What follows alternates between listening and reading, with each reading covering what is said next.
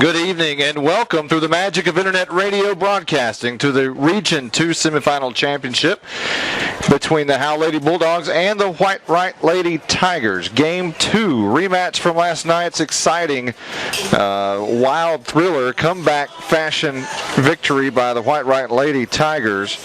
It was a smash through the third baseman and shortstop by the coach's daughter, Hattie Shope, a 2 RBI single, which overtook the 3-2 lead that the Lady Bulldogs took into the 7th inning, and Whitewright came out on top in walk-off fashion. And today, however, is a brand new day. 2 new pitchers on the mound. Whitewright will send their fine pitcher that they have, Tucker Caraway. She will be on the rubber for Whitewright, and also Madison Hargrove will start for the Lady Bulldogs. Now, Howe will be the home team tonight. They'll switch over, and Howe will have the last at bat tonight in the contest. Hargrove on the season she's pitched in 65 innings in 14 different games. Her record is 8-1 on the year, started 8 games.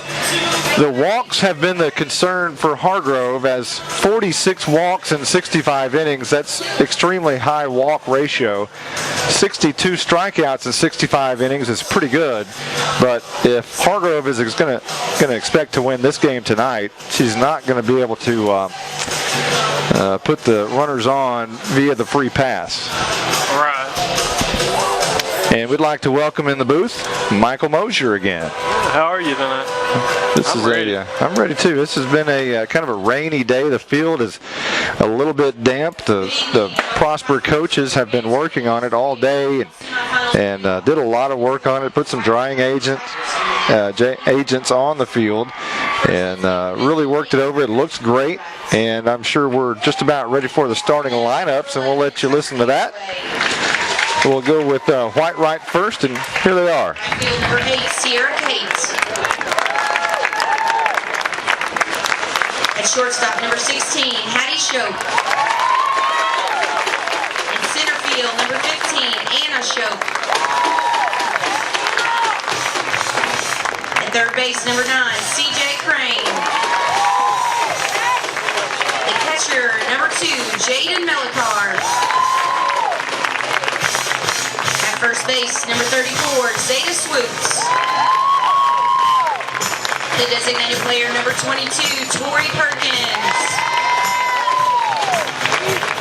At second base, number 7, Grace Clark. The flex in left field, number 10, Hannah Mangrum.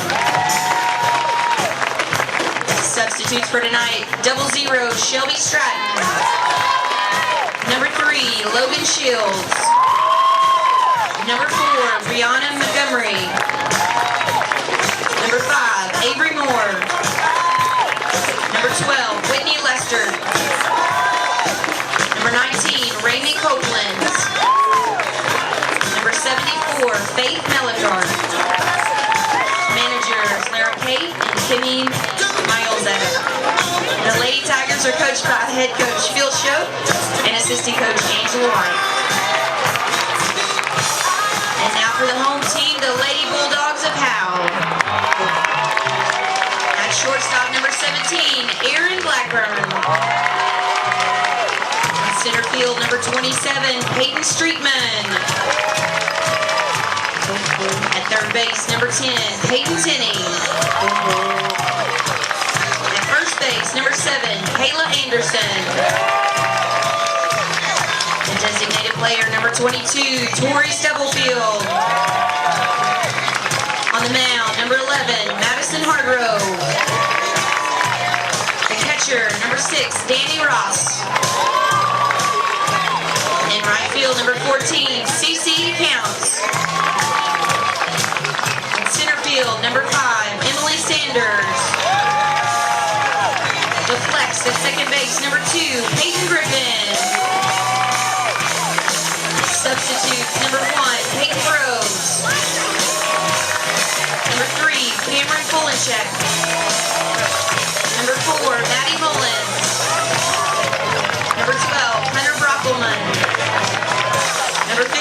Jessica Doty. The Lady Bulldogs are coached by head coach Adam Rupert and assistant coach Jordan Dusek. At this time, please rise as we honor America with the singing of our national anthem.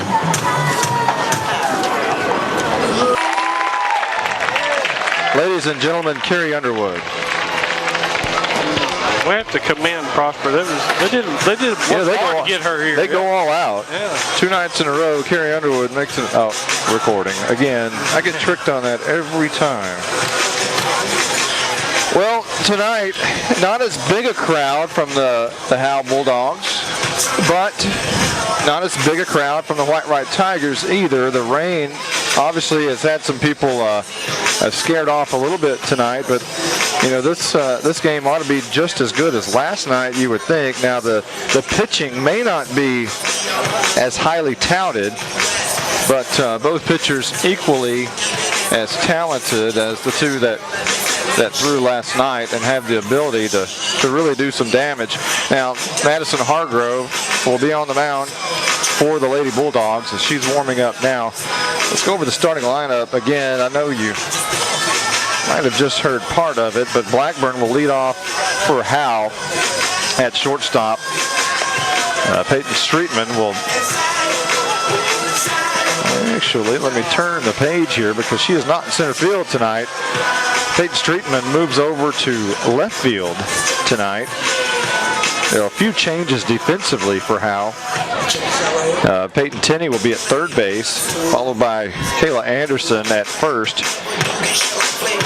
Madison Hargrove, Stubblefield will be the designated player. Madison Hargrove on the mound. Danny Ross goes behind the plate tonight. Christina Counts will be in right field again. Emily Sanders goes from behind the mound to center field. So really the main changes from last night, Peyton Streetman moves over from center to left. Danny Ross goes to catcher. And at second base will be Peyton Griffin, and Emily Sanders goes out to center field. So leading off right now for Whitewright is Tristan Caraway. She'll be on the mound in the bottom of the first. But let's get this game underway as Madison Hargrove steps on the mound, and we're ready for pitch number 1 of game 2, and it's a little bit inside for ball 1. Yeah, the umpires for tonight, behind the plate is Rick Rogers. First base is Gary Murphy, and third base is Joe Temple, and they're out of the Tyler chapter. There is the first strike of the night, 1-1, as Hargrove throws a fastball right down the middle. And there's the third pitch, a little bit high, but called a strike. 1 ball and 2 strikes.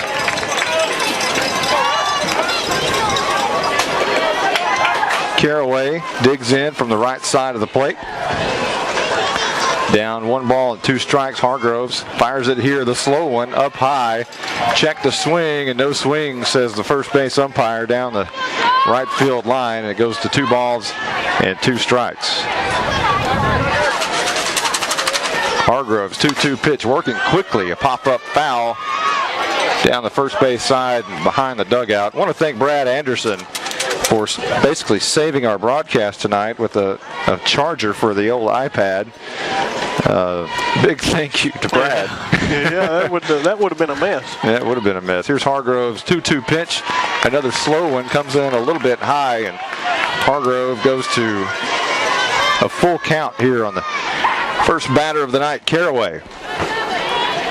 Toes the rubber, working quickly, and ball 4. So Caraway walks a leadoff walk to start this ball game, and up steps Sierra Kate. Yeah, for anybody listening that might be keeping up, looks like Gunner may have beat Palmer for the series. I think that was Palmer that walked off. Was it? Yeah, Palmer, I think, had a walk-off. During the national anthem, if you were listening and you heard a lot of commotion going on, it was the field next door with the Green Monster, and Palmer walked off with a double. And there's a ball inside, and Hargrove goes to 1-0 here on Sierra Kate. Kate last night went 1 for 3. Kate is the one who got thrown out. 9-1-6 in that crazy play in the 5th inning. And here's a low ball. Trying to steal is Caraway, and she's successful as Danny Ross had to dig it out of the dirt throw over Sierra Kate, and Kate being a little bit in the way there. Ross couldn't get anything on it. Caraway now at second base, nobody out. Hargrove, and the pitch swung on. Blackburn fields it at shortstop, on to first base. Anderson has it for one out. Over to third goes Caraway, so a runner at third with nobody out here in the first inning. And up steps last night's hero, Hattie Shope. Shope drove in the 2 RBIs with the single in the bottom of the 7th inning. The daughter of head coach Phil Shope, one of the daughters. And Hargrove's pitch is on the outside corner, strike one. Yeah, I believe the Whitewright first base coach might be pregnant. Do you notice she's wearing a chest protector? Ouch. Yeah. Yeah. I don't know that I've ever seen that. Here's Hargrove's pitch is going to be bunted toward the third base side. A little flip to home and safe at home. Ross very alertly looked down at first base to make sure Shope didn't try to advance to second, but already a run on the board as a sacrifice, suicide squeeze for Hattie Shope. Back to that first base coach. That's a first. I've never seen that before. I haven't either. She's being safe, protective. Beautiful sacrifice there. Yes, it was. Laid it down about 5 feet away from home plate. It was a nice job by Tenney to field the ball. Was running stride for stride with Caraway. Made the flip, but it was just not in time. And here's the first pitch in for a ball, and Hargrove has been behind every hitter so far. Second pitch is fouled back to the screen, 1-1. Except for Caraway. I believe she threw a first pitch strike in this ball game. So 1 ball, 1 strike here to Anna Shope, the second daughter of, actually the first daughter. She's a senior, older than her sister on first base, who is a sophomore. Look, that button caught the inside corner. 1 ball and 2 strike. Going around the infield, it's Tenney at third, Blackburn at short, Griffin at second, and Anderson at first. Hargrove on the mound, and she's going to get a ground ball right here on to Anderson for 1. And there's the second out as Hattie Shope moves on down to second base. So score that 1-3. And somebody other than a Shope is going to bat finally, as Crane will step up to the plate. C.J. Crane, the third baseman, injured a little bit last night. It looks okay today. Went 2 for 3 last night.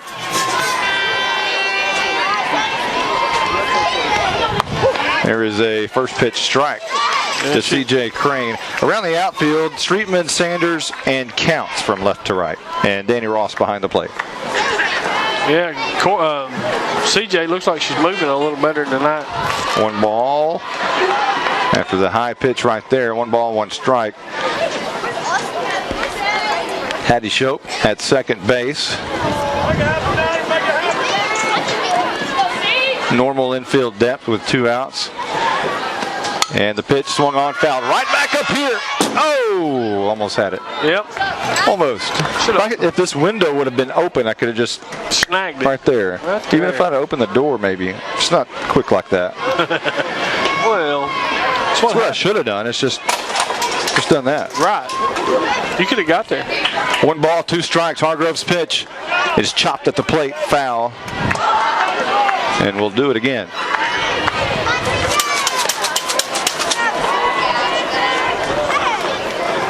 Crane steps out of the box, takes a couple of swings, a striking athlete.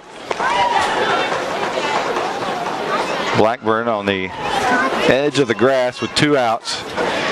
It is a dirt infield, but a turf outfield. Everything else is turf. Even the warning track. Here's the pitch up high. Throwing down to third base. Trying to steal is Hattie Shope, and she's safe. A good throw might have nailed her, but the throw was just a bit high.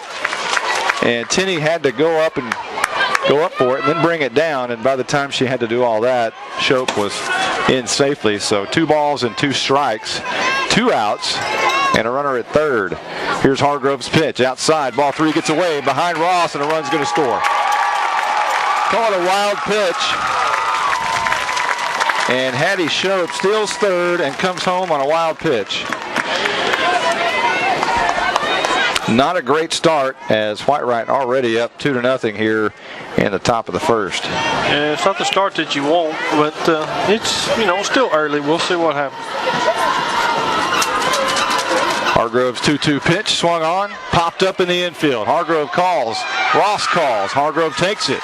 That's the third out. Score at pop 1 if you're scoring at home. There is 2 runs on no hits, no errors, and none left. Be back in a moment with more Lady Bulldog action on HoweEnterprise.com. The heat is on in this regional semifinal classic, and Baker Air Conditioning wants to make sure you're cooled off this summer. Baker Air Conditioning is a proud supporter of the hometown Lady Bulldogs as well as the rival Lady Tigers. Call Baker Air Conditioning at 903-532-6255. They've been at 215 North Denny Street in Howe since Richard Nixon was president, but there's nothing tricky about Baker Air Conditioning. They service all brands and have been in office for nearly 50 years.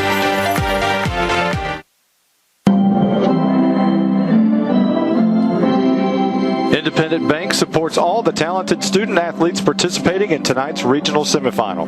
We know how much hard work goes into a championship season, both on and off the field. We also recognize the value of teammates you can depend on. Independent Bank is committed to building stronger communities, stronger families, and stronger teams throughout Texas. Good luck, Lady Bulldogs, and good luck, Lady Tigers. Welcome to the bottom of the first inning. Now it's Howe's turn to see if they can fight back and crawl into this softball game.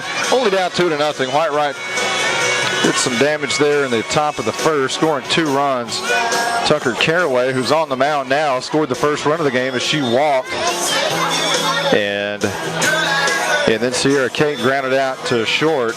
Hattie Shope, who's been the nemesis of the Lady Bulldogs so far in this series, she was able to get on base and then steal third base. Came home she actually hit a suicide squeeze that brought in Caraway, and then she ended up making her way down to third on a stolen base and scored on a wild pitch. And Tucker Caraway about ready to throw the first pitch of the game for Whitewright. Bleachers beginning to fill in too. And it's starting to get a little crowded here as Aaron Blackburn steps into the box, left-handed hitter. Caraway steps on the rubber and the wind and deals a little bit high, but a strike call on the outside corner. No balls and 1 strike. Last night, Blackburn struck out to lead off the game for Howe. She went 0 for 4 in the leadoff position, the freshman. Here's Caraway's pitch, a little bit low for a ball. 1 ball and 1 strike.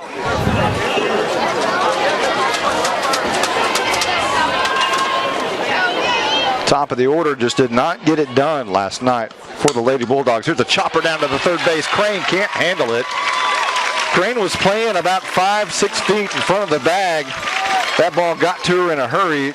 Just went in and out of her glove, floated down the out of bounds or down the line, and was not able to recover. So Blackburn's on with a leadoff single. And it's not an error. It's what they used to call THTH back in the day. Yeah. Too hot to handle. Yeah, that come pretty quick. Some changes for Whitewright tonight from last night is now Swoops is playing at first base. Anna Shope, who played there last night, is on center field, and Blackburn wants to steal, and not even covering, not even a chance. Blackburn vying for that stolen base record, school record, has 23 now on the season. She's only been caught once. I'm not real sure what happened there. Everybody went the opposite direction. You'd think everybody would know that she's on the move, and she was. First pitch. Meanwhile, it was a ball. Here's ball 2 up high. Streetman batting left-handed again. no shift, as last night we saw the craziest shift I think I've ever seen, with several infielders and only 2 outfielders. Here's the pitch, and that one is off the plate again. 3 balls and no strikes for Streetman, and you would think she's probably going to get the take sign here from Coach Adam Rupert, who is back in the box over at third base. No sign of Athletic Director Zach Hudson on the field tonight. Here's a pitch, and that's a ball. So now there are runners at first and second. Nobody out. Leadoff hitter's on. And this is dangerous as Tenney comes up to the plate. Oh, yeah. Peyton Tenney, who has 10 doubles on the year to lead the team. Also the .517 batting average coming into the series leads the team. The slugging percentage of .833 leads the team. And the on-base plus slugging of 1.365 leads the team. And the runner at scoring position there with Blackburn, she also leads the team in that category. Here's a pitch up high for ball 1, and Tucker Caraway is not being able to find the zone here so far. It's just a little bit wild, maybe a little worked up in this game 2 of the series. Caraway's pitch, and that is right down the middle for a strike. Howe really needs to get do some damage here in the first inning. Last night there were runners at second and third with 1 out, weren't able to score. Tenney swings and misses here, and now is down 0-2.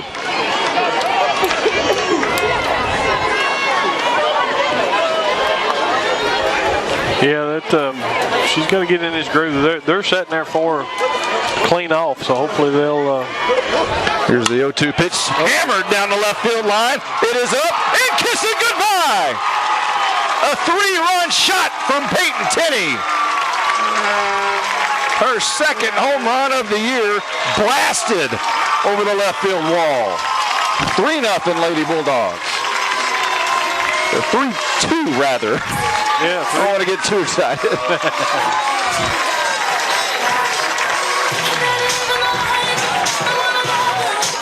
And it looks like we got Kayla Anderson coming up, and she put one over last night too.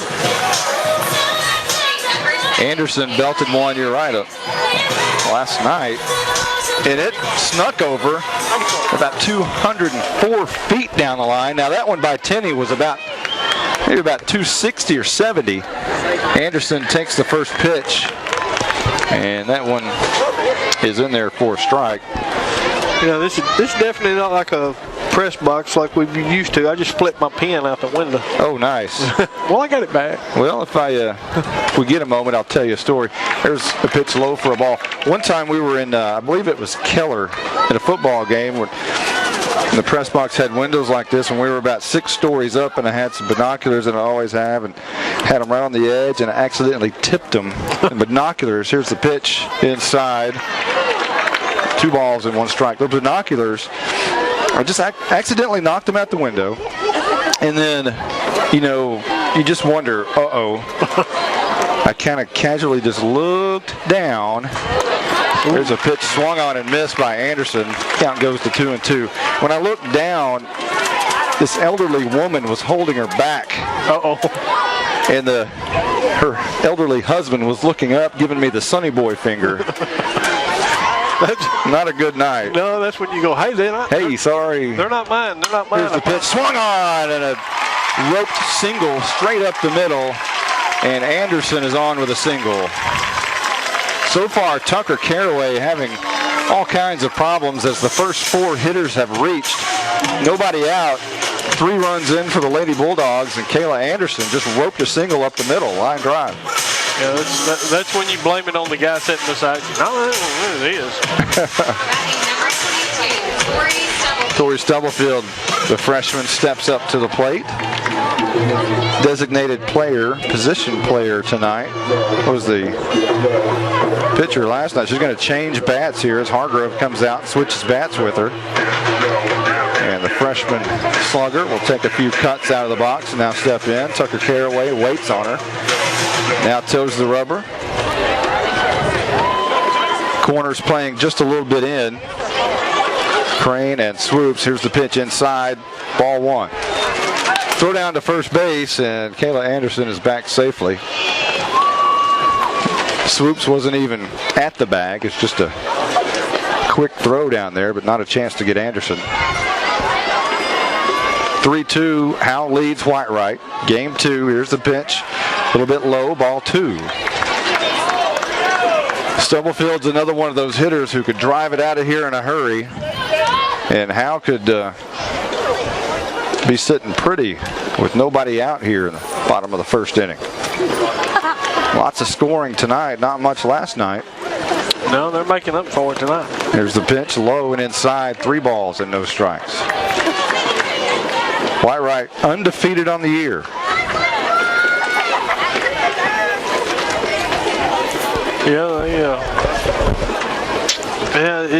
They're definitely making up for last night. They've both come to play ball tonight, so we'll see.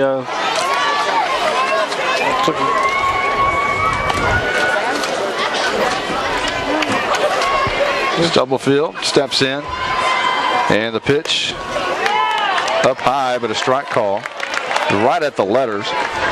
Rising fastball. The count goes 3-1. Anderson at first base.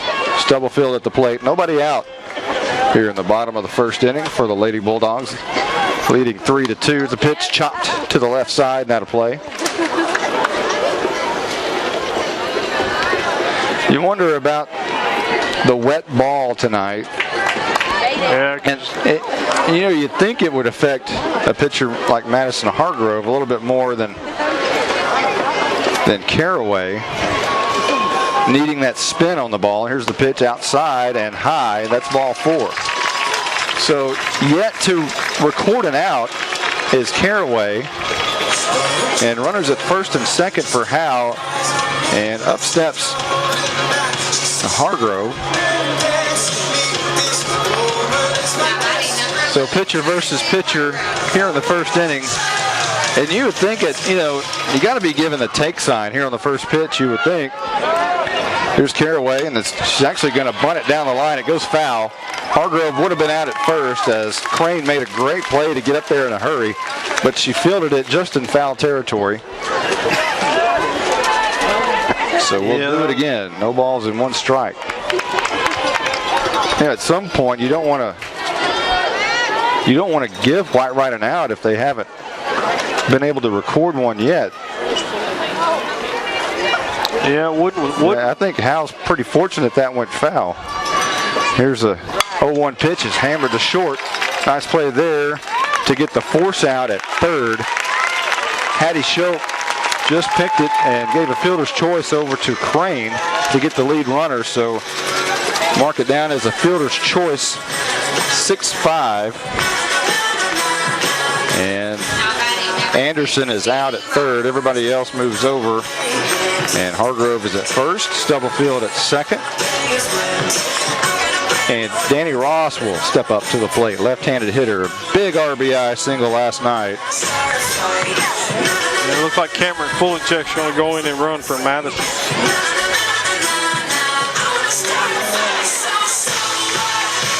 Little conversation going on between the catcher Melikar and Caraway.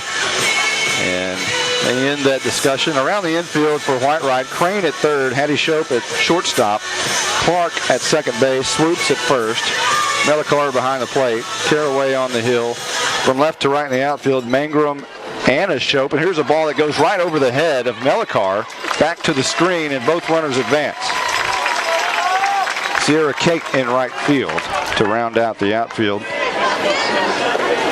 So now Fulinchek moves down to second, running for Hargrove. And Stubblefield now at third base. Here's the pitch, swung on and fouled back. Ross with a big RBI last night, as we mentioned. Just a huge hit and a huge smile afterwards on her face as she went back to the dugout. Saw a picture of that, and her dad also with that huge smile. Yeah, there's some good pictures on HoweEnterprise.com. Runners at second and third. Here's the pitch off the catcher's mask. Melikar just fouled straight back. and eventually goes back to the screen. Melikar takes her helmet off, walks around a little bit. The umpire makes sure she's okay, and she walks back behind the plate. 1 ball and 2 strikes. Danny Ross at the plate. 1 out here for Howe in the bottom of the first. Got down 2-0 in the top of the first, and the umpire still giving her a little bit of time here to make sure everything's okay. Now checking the ball to make sure it's not too wet. And then Peyton Tenney drove a 3-run homer over the left field wall to get the Lady Bulldogs not only back in the game, but with a big lead here. A 1-run lead, 3-2. The bottom of the first. Here's Ross, a 1-2 pitch, swung on, popped up, right back here. I'm going to exit it. I didn't even hear that one hit. Well, I was afraid. I was going to open the door, and then I thought as soon as I do, it's going to hit me on the head. Well, that wouldn't have been good. And then you'd be doing play-by-play for the rest of the game. Yeah, that probably, the people might not like that. It'd be fun. Oh, yeah, it'd be fun. Yeah, these are names that I can't mess up. I never did do that. No, you didn't. That's okay, though. I'm going to do it. Here's the pitch, and it's outside. 2 balls, 2 strikes. That one on the outside edge, very close. Tough to take with 2 strikes, but Ross was fortunate that was just off the plate. 2 balls, 2 strikes, 1 out here in beautiful Prosper, Texas. Here's the pitch, and that one swung on, popped deep short. Hattie Shope, edge of the grass, makes the catch. Runners do not try to advance, as that one's going to be a fly out. 6 if you're scoring at home. 2nd out of the inning, and Christina Counts coming up to the plate. She had another big hit last night, an RBI double, and she'll step up here with another golden opportunity with 2 runners in scoring position and 2 outs. Here in the bottom of the first inning, Howe leading 3-2. The senior right fielder will take. Actually, she'll swing at the first pitch, swing and miss. And the count goes 0-1. Stubblefield at third. Fulencheck at second. Running for Hargrove. And here's the pitch. Taken for strike 2. Quickly in the hole is Christina Counts, as Caraway has started to find her groove a little bit. The first 4, 5 batters reached, and here's a foul ball straight back into the crowd. I don't hear any applause, so it must have been a non-catch. It bounced, but our Paul the German, our foreign exchange student, looks like he ended up with it.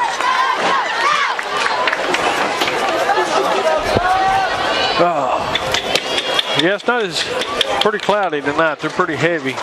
We don't get that break like we got last night. Here's another foul straight back to the screen. Not much of a wind tonight either, just as last night. A little bit more than last night, as for the most part it was pretty dormant, but just a slight breeze tonight blowing in from the northeast.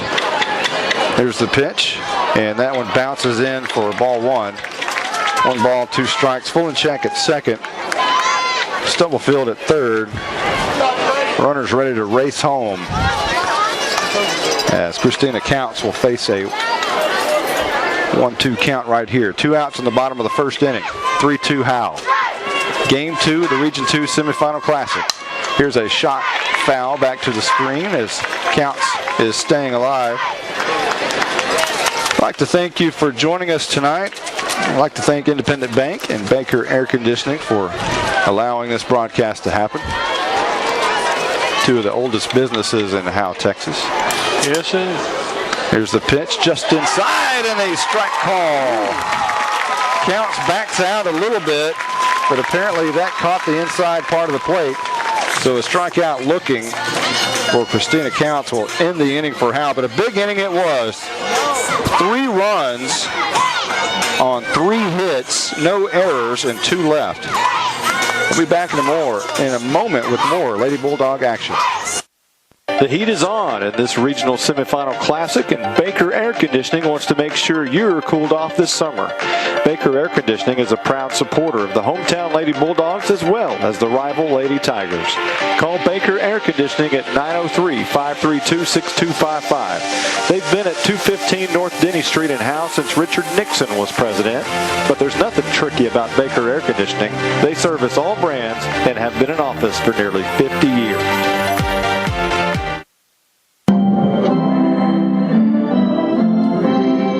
Independent Bank supports all the talented student athletes participating in tonight's regional semifinal. We know how much hard work goes into a championship season, both on and off the field. We also recognize the value of teammates you can depend on. Independent Bank is committed to building stronger communities, stronger families, and stronger teams throughout Texas. Good luck, Lady Bulldogs, and good luck, Lady Tigers. 3-2 Howe as we enter the second inning. I always have a hard time updating that scoreboard on the screen. I'm going to do it right now. I'm thinking about it because I will forget.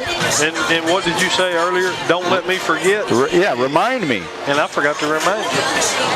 Hey, I'd like to give a shout out, if you will, to the band director, Angie Liss. She's out of town with the State Solo Ensemble kids. They are listening tonight, so good luck to Miss Liss and her group. Good luck. Lots of Howe students doing some great things in 2014 and 15. They are very talented kids. There's the first pitch outside for a ball. This has just been a tremendous year overall for Howe ISD. We all know what the football team did. Here's Hargrove's second pitch, the slow one, swung on and missed. And Melikar, the catcher, up for Whitewright, just swung right through that one. This has been a great year, and I think the next 4, 5, 6, 10 years are going to be just as good. Here's a swing and a foul off to the right side now to play. No balls and 2 strikes for Hargrove. Yeah, especially in the softball program, you know, we better get used to this. With most of them being freshmen and sophomores, I have a feeling we're going to be doing a lot of these games over the next 3 or 4 years. Here's a pitch taken just low for a ball. 1 ball and 2 strikes. Well, that'd be all right. I don't mind. As long as they don't mind listening to us, we might as well come, huh? Might as well. As long as they'll let us in the door. Hargrove's pitch swung on, laced up the middle. Sanders coming on and makes a basket catch. Moving a little bit to her left and up a few steps. A nice catch there. Pop to center field. There's 1 out for Whitewright. Well, I'm going to take a second to wish my beautiful wife a happy birthday. Today is her birthday. She turns 21. 21, huh? 21. Welcome to the 20s. I hope. Right. I'm just starting to enjoy mine. I turned 21 about a week ago. There's nothing wrong with that. Yeah. Here's Swoops up to the plate. Hargrove's first pitch in at the knees inside for a ball. 1 ball and no strikes. Yeah, I'm looking forward to see how these 20s are. Mine might have been great. I enjoy them. Hargrove's pitch. A slow one, and just down the line for Swoops. Makes her way around first. Up with the ball is Streetman. Fires it into second base. Actually cut off by Blackburn. And a 1-out double for Swoops. As that ball, I believe, touched the white chalk down the line. It was a slow off-speed pitch. Swoops was out in front, out on her front foot, off the end of the bat, rammed it down the left field line, off the chalk, and in for a double. Yeah, that was a perfect shot, you know. Pitch hung there just right, and just a perfect placement. Swoops last night was 0 for 3 with 2 strikeouts against Stubblefield, but laces one here, and she is the tying run at second base. Here is last night's pitcher, Tori Perkins.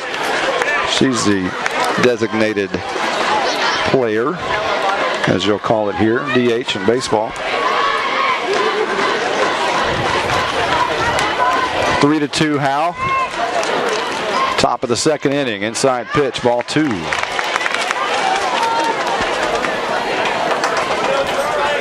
Did you notice how quickly Swoops got down the line into second base. Oh, yeah. She might be a big player, but she can move. She can. So she's just an all-around great athlete. 3 balls and no strikes now, as Perkins would probably be taken here. And here's the pitch. Inside corner for a strike. 3 balls and 1 strike.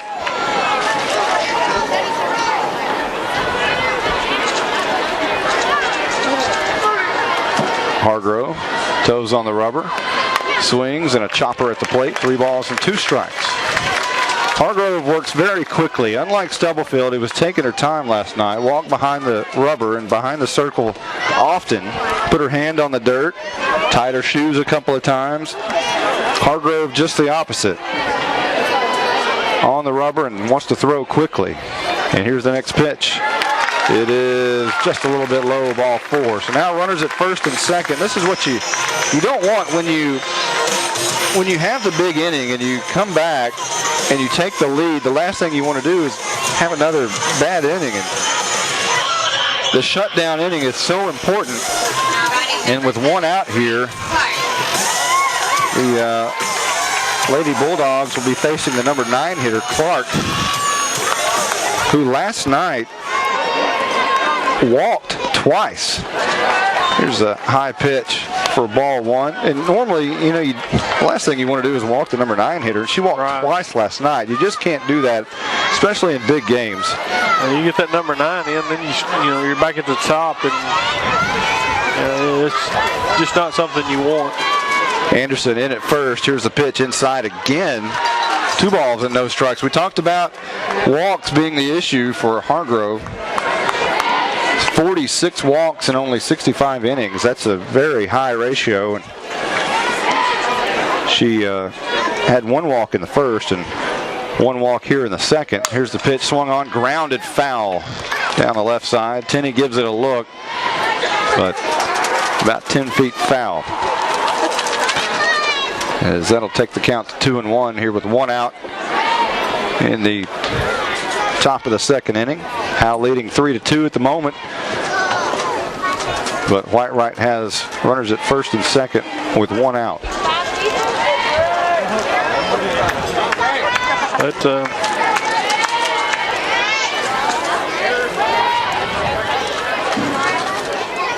I'm sorry, I drew a blank.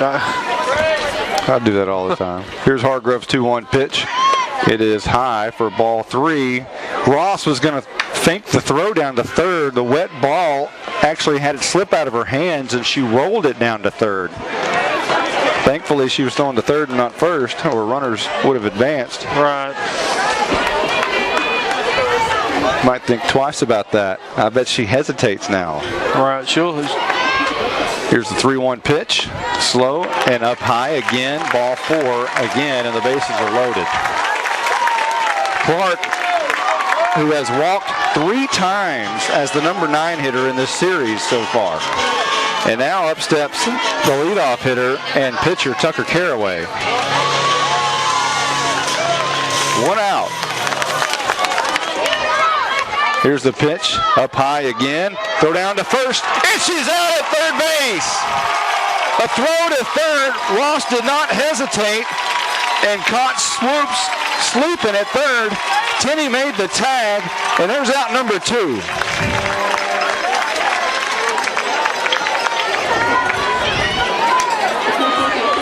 Yeah, and here we were thinking she wasn't going to try that again. Here's Hargrove, and that's probably what they were thinking as well, as just having the ball slip out of her hands. Surely she wouldn't try to snap that throw, but Ross did. And beautiful throw. Here's the pitch, swung on. A little dribbler out to Blackburn at short. Quickly throws on to first, safe at first. And the runners advance second and third. Thankfully, the pickoff at third got Swoops out, as that saved a run, but Perkins advances to third, and that moves Clark, who walked over to second base, and that loads the bases again. 2 outs here. Sierra Kate at the plate. And the pitch, high, ball one. Ross fakes the throw down to third base.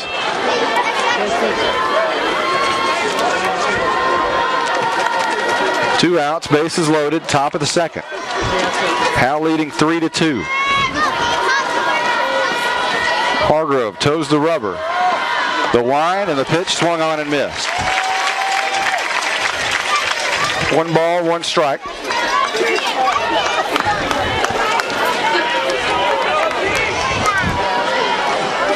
Anderson playing about 2 steps in front of the bag, guarding the line. Tenney guarding the line at third, even with the bag. Here's the pitch. In there for a strike. 1 ball and 2 strikes. Hargrove a pitch away from getting out of this thing with a lead, as it's been a crazy inning. Yes, it is. Runners all over the place, and if she can get out of this, that's some Houdini work. Here's Hargrove, and the pitch swung on and missed. Strike 3, and Houdini gets out of it. Well, left the bases loaded. Kate strikes out, and a huge play by Ross, throwing out swoops at third. That is so far your play of the game. We'll be back in a moment with more Lady Bulldogs softball action. The heat is on in this regional semifinal classic, and Baker Air Conditioning wants to make sure you're cooled off this summer. Baker Air Conditioning is a proud supporter of the hometown Lady Bulldogs as well as the rival Lady Tigers. Call Baker Air Conditioning at 903-532-6255. They've been at 215 North Denny Street in Howe since Richard Nixon was president, but there's nothing tricky about Baker Air Conditioning. They service all brands and have been in office for nearly 50 years.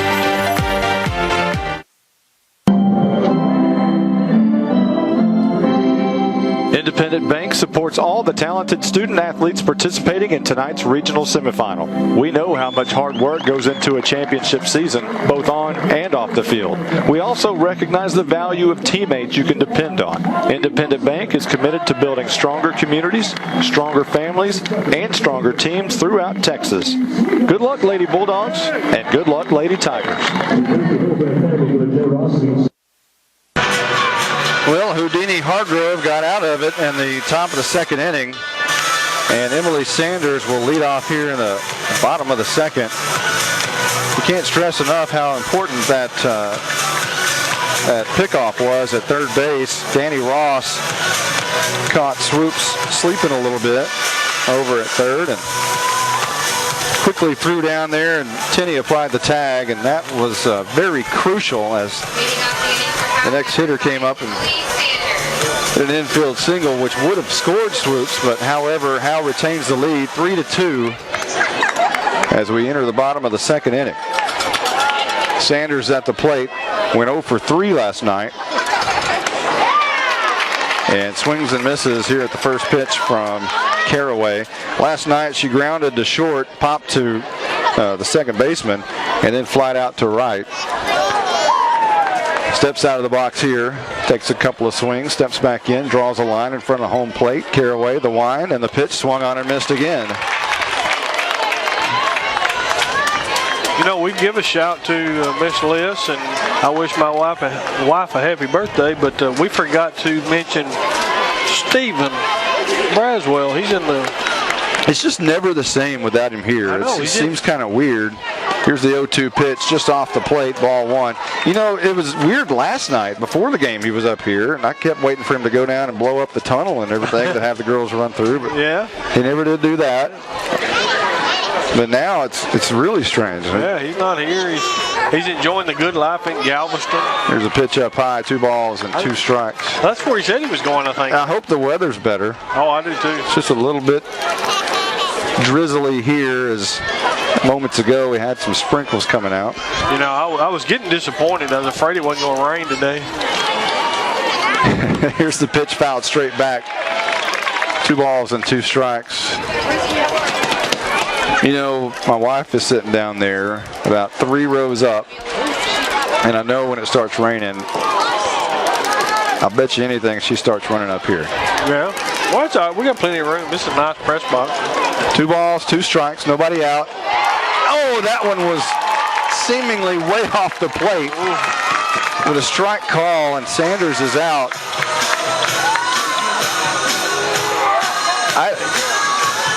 You know, I saw some calls last night. I don't ever want to question the officiating and the umpires. I don't like to do that. But that one seemed just a little bit off the plate, but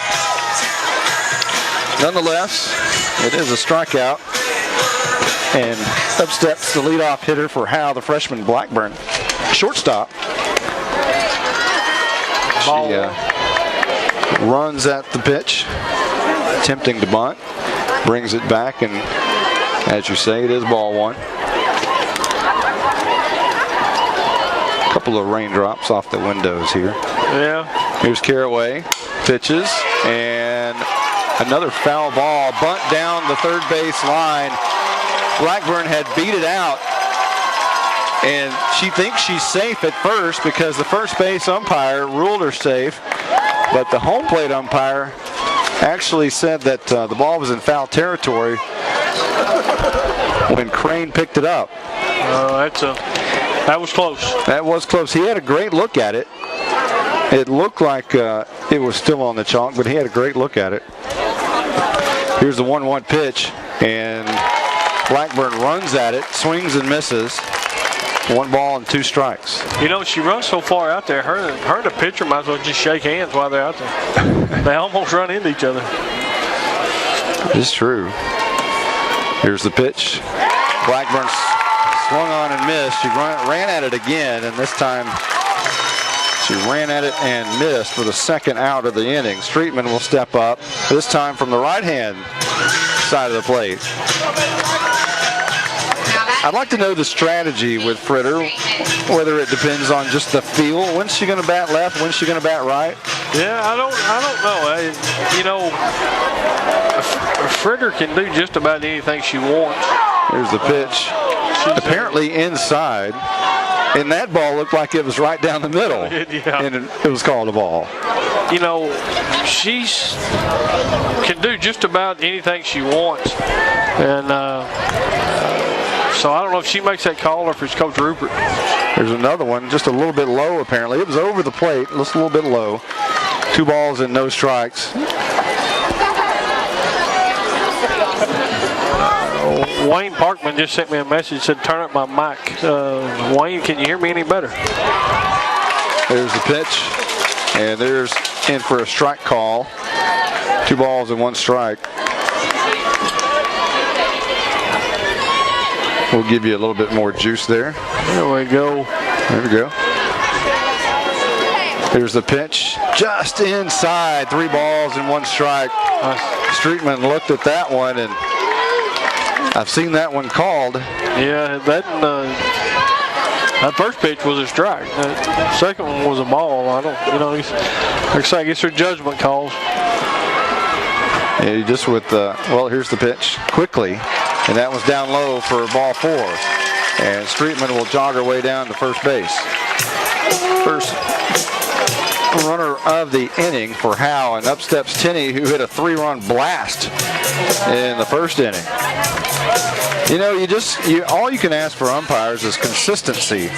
You know they're not going to get everything right. Right. But even if you're bad, just be consistently bad.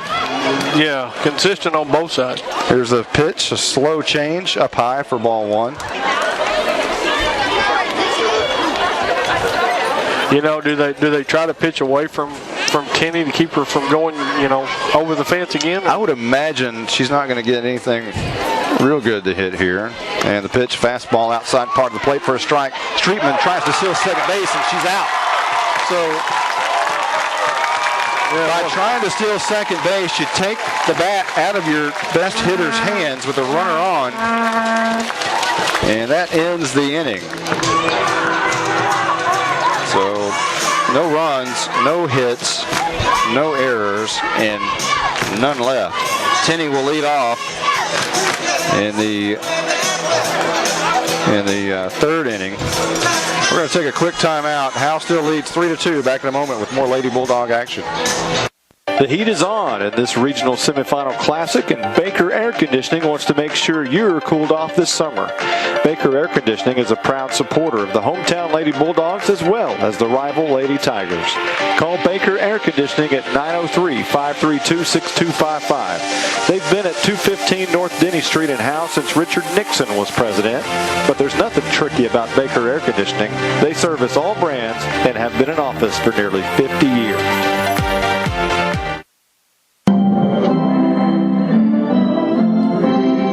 Independent Bank supports all the talented student athletes participating in tonight's regional semifinal. We know how much hard work goes into a championship season, both on and off the field. We also recognize the value of teammates you can depend on. Independent Bank is committed to building stronger communities, stronger families, and stronger teams throughout Texas. Good luck, Lady Bulldogs, and good luck, Lady Tigers. Hattie Shope will lead off here in the top of the third inning. Didn't I say I had to keep up with the scoreboard? Yes, you did. And did you say I'm supposed to remind you? I forgot. Hey, Monty, you need to update the scoreboard. Hey, I just did. Thanks. Got it. Yeah, all right. I think I got it. Yeah, I got it. There you go. 3-2 Howe in the lead over Whitewright here in Game 2 of the Region 2 semifinal action. Pilot Point and Pilot Point and Hughes Springs are facing off against each other, and the winner of this series will face the winner of that series. Pilot Point won last night. They play again tonight over in Bonham. I believe that game has already started. It was supposed to, no, it starts at 7 o'clock. We're getting close. Here's Hargrove's first pitch. It's a little bit low, ball one.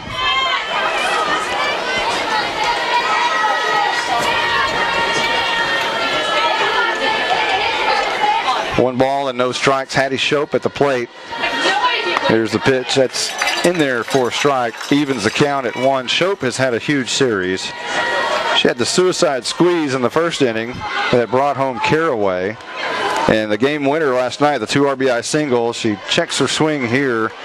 Ball's just off the plate, 2 balls and 1 strike. The daughter of head coach Phil Shope, the first of the 2 daughters that are hitting back-to-back in the order tonight. Hattie, the youngest, she's a sophomore, the shortstop. Here's a pitch that's just outside and wide, outside and high. 3 balls and 1 strike.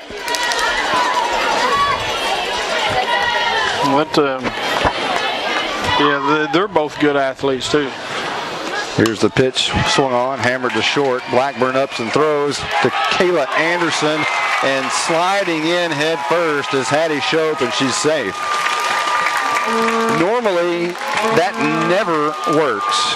Sliding into first base is actually physically slower than running through the bag, but Hattie Shope was safe there. The leadoff single. Blackburn played it perfectly. Fielded it cleanly, up and through. Just a strike over there to Kayla Anderson. And here's the sister, Anna Shope. She takes ball 1. At the plate, number 15, Anna Shope. Infield at double play depth. The corners play in a little bit. Tenney about even with the bag. Kayla Anderson about 3 steps in front of the bag at first base. Now takes a 4th. Hargrove's pitch shows bunt down to second base. Nobody's there. Stolen base has no one covered. Blackburn and Griffin, neither one covered. And Ross's throw went straight up the middle into center field. Thankfully, Emily Sanders was there. And Adam Rupert doesn't like what he sees, and he calls time, goes out to the circle, and brings his infield in and wants to talk about it. Yeah, these are the things that they need to just calm down. I know it's this is a big deal, but they just need to calm down, relax, and they're going to be all right. He's talking to Blackburn and Griffin. Griffin, of course, played third base last night and has played third base quite a bit. Even when Tenney was out for a part of the year, Griffin played third base during that time and playing second base tonight. Couple of high fives from Kayla Anderson and Griffin, and they go back to their spots. Ross goes behind the plate. Anna Shope getting ready to step back in.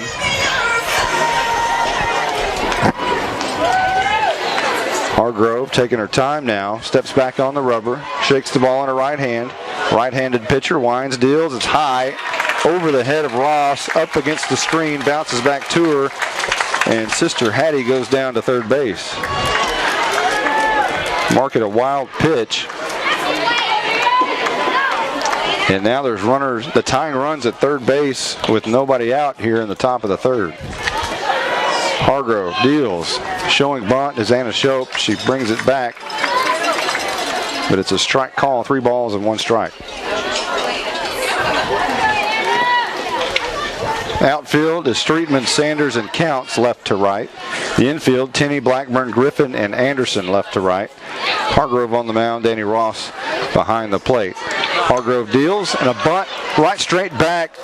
Unable to make the catch is Ross, as it was just a little bit out of her reach behind the plate. But that does bring the count full at 3-2. Houdini Hargrove is going to have to do some serious Houdini work here to get out of this with a runner at third and nobody out. Yeah, she's got it. We'll. Here's the pitch. It's going to be outside. Ball 4. Snap throw down to third. Safe at third base is Hattie Shope, as her father, Phil, has something to say to her as she was getting up. And not real happy. Yeah, you think she might have cut that a little close. Meanwhile, ball 4, and Anna Shope, the sister, goes down to first base. So 2 runners on here to start the inning here in the top of the third. You know, Ross is coming up firing, and she's got a quick arm. Crane will step in from the right side. Runners at the corners, nobody out. 3-2 ball game, Howe leading. Ross winds and deals. Stealing second base is Anna Shope. No throw. Blackburn rotated to cover, but Ross just let her throw down.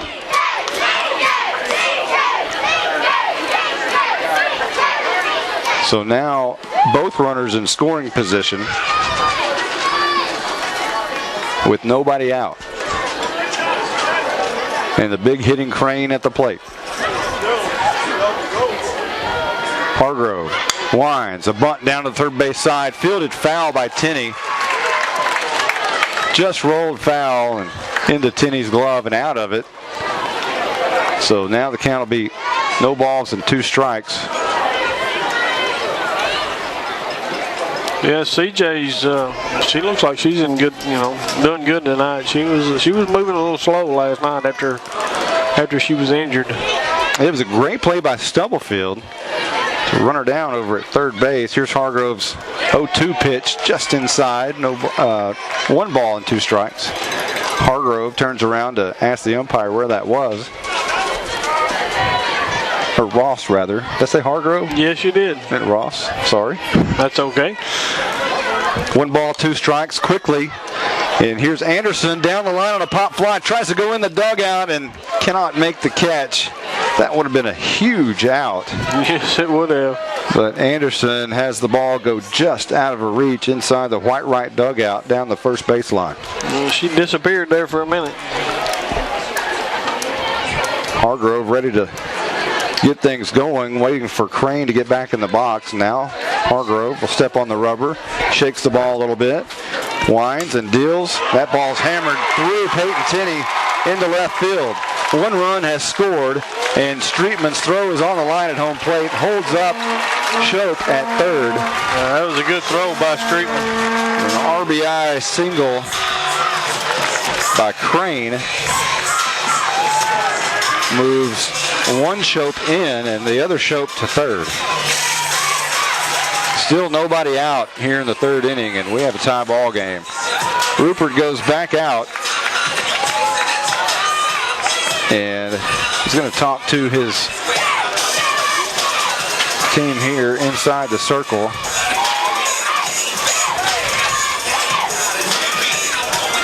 Looks like we may have a looks like we may have a pitching change. Well, this could be interesting. Yeah. Not sure who has been warming up down there. Stubblefield threw probably 150 pitches last night. Yeah, But this is a do or die game. You either win today or there is no tomorrow. Well, looks like Stubblefield coming onto the field. Stubblefield is going to come into the game. After throwing about 150 pitches last night, she'll come back into the game tonight. In a tie ball game, nobody out in the top of the third. 1 run's already in here in the third inning.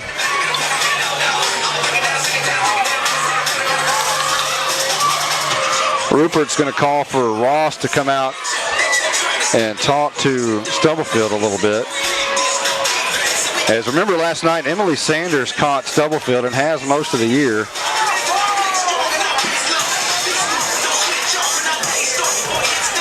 It was an interesting moment in Prosper, Texas. The freshman pitcher will have a little bit of time to warm up here, as the game might slow down quite a bit. It might. With Stubblefield on the mound as she takes her time. She is not the quickest worker that they have. There's a wild pitch as she's warming up. Again, we want to thank Independent Bank and Baker Air Conditioning for being able to have this broadcast possible. Yeah. Two of the oldest businesses in town. One is 51 years old, Independent Bank. They actually opened as Howe State Bank back in the 1960s. And then Baker Air Conditioning started about 1970. Of course, Mark Hemperly didn't start that long ago. But owner Hemperly got there about 1980. Son-in-law of Buddy Baker, who started the business. Mark Hemperly's a pretty good feller. He's a good man. And Anna Anderson at the Independent Bank. I like Anna. She does a great job. Love Anna to death. It's Leon I have a problem with. I did not say that. Leon's a wonderful guy. Talk about, you can't talk about Leon without talking about Norman Dickey. And Norman is right here behind home plate. He said he came in today, and I talked to him a little bit, and he said, old Tim Rose is going to have to drive the bus, so I don't know if I'm going to get there that early.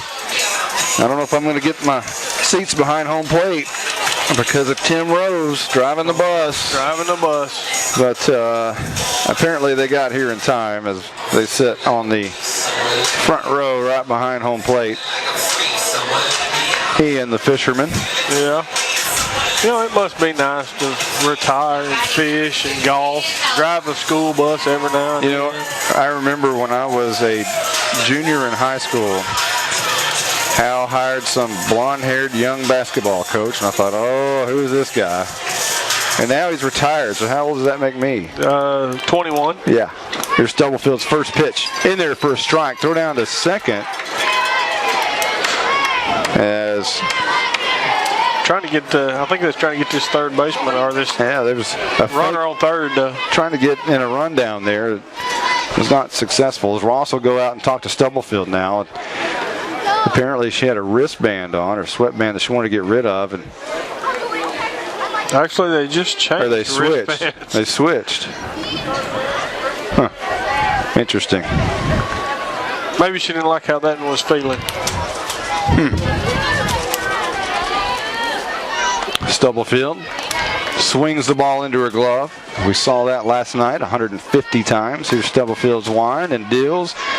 Showing bunt. Now in a rundown from third. Tenney fires it home. Ross has her in a rundown. Back to third base. Tag and safe at third base.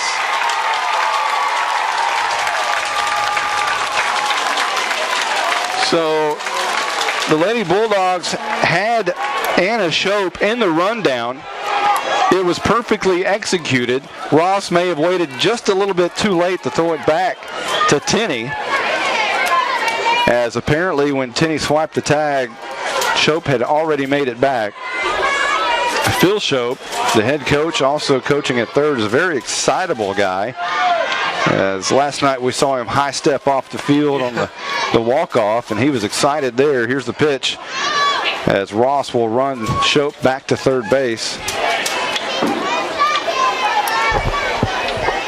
1 ball and 2 strikes as Stubblefield has entered the game on this do-or-die game. 1 ball, 2 strikes, no outs. Runners at second and third. Stubblefield winds and deals. The slow one comes in, and that'll be a little bit low. 2 balls, 2 strikes. Howe putting everything on the table.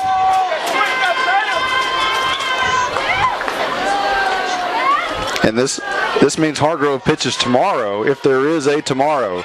Here's the pitch, taken for strike 3. There's your 1 out, and that's Stubblefield's first strikeout of the night.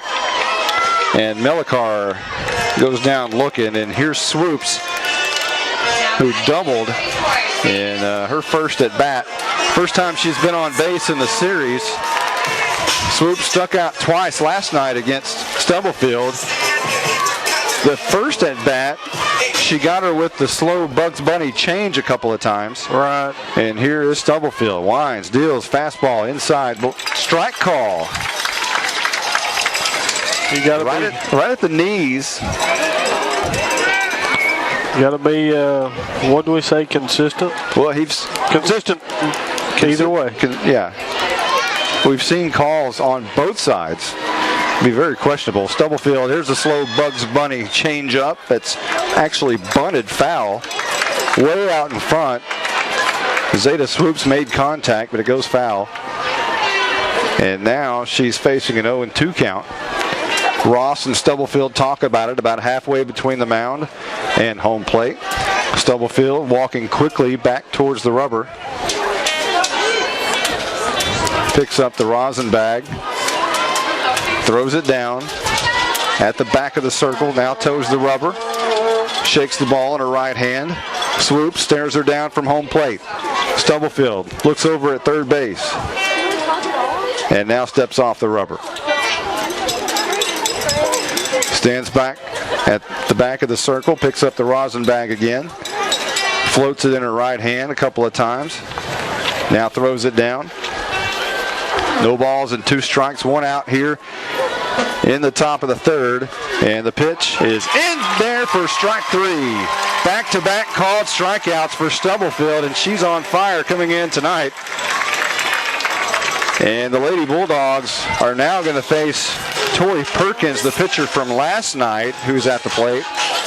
And if Stubblefield can get out of this, we'll head to the bottom of the third, tied. Stubblefield's first pitch is up and outside, ball 1. Runners at first and second. Second and third. Anna Shope is at third. And C.J. Crane is down at second base after the steal there. And here is Stubblefield into the game, replacing Hargrove, and the pitch is on the outside corner. Evens the count at 1. 2 outs. Howe needs a big out right here. Blackburn playing tremendously deep at short. She's out on the grass. And the pitch is chopped down the first baseline foul. Anderson looks at it and leaves it for Christina Counts to go retrieve. And Stubblefield now has a 1 ball and 2 strike counts with 2 outs, hitting a big pitch here to get out of the inning.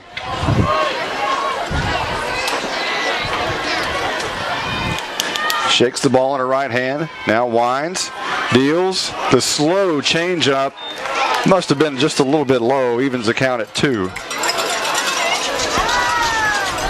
Stubblefield walks behind the rubber, picks up the rosin bag again, throws it back down, just inside the circle. Fires the ball in her glove 2 times, steps on the rubber, winds and deals, and there's a slow chopper to first base.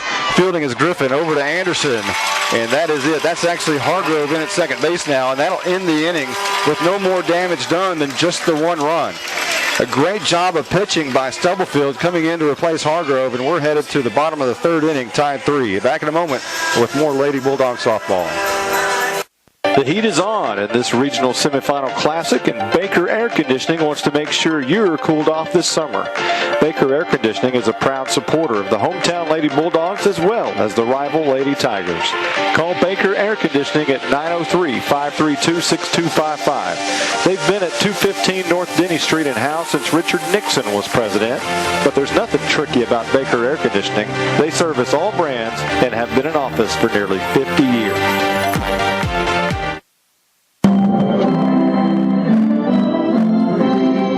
Independent Bank supports all the talented student athletes participating in tonight's regional semifinal. We know how much hard work goes into a championship season, both on and off the field. We also recognize the value of teammates you can depend on. Independent Bank is committed to building stronger communities, stronger families, and stronger teams throughout Texas. Good luck, Lady Bulldogs, and good luck, Lady Tigers.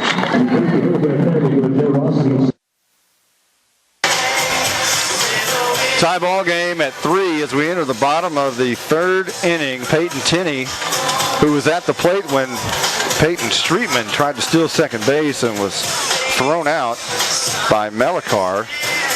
So Tenney will step back up at the plate here to lead off the bottom of the third. It is still Caraway in for Whitewright. They, however, will not change pitchers. It'd be interesting to see if they do at some point go to Perkins in this game. And yeah. And it also wouldn't surprise me to see Adam Rupert go back to Hargrove if the Lady Bulldogs take a lead here. It would not surprise me at all, especially at more than a one-run lead. And here's Caraway's first pitch, and that's going to be just off the outside part of the plate, ball 1. Because that would make Madison pitching tomorrow, correct? As of right now, Madison would pitch tomorrow, no question. There's an inside fastball that makes the count 2-0. But if you get a lead here and Hargrove comes back in the game, Stubblefield can pitch tomorrow. Right. But you've got to make sure there is a tomorrow. Yeah, and we definitely would like to have it tomorrow. 2 balls and no strikes. Tenney at the plate, homered in her first at bat. And here is a strike call on the outer edge. 2 balls and 1 strike.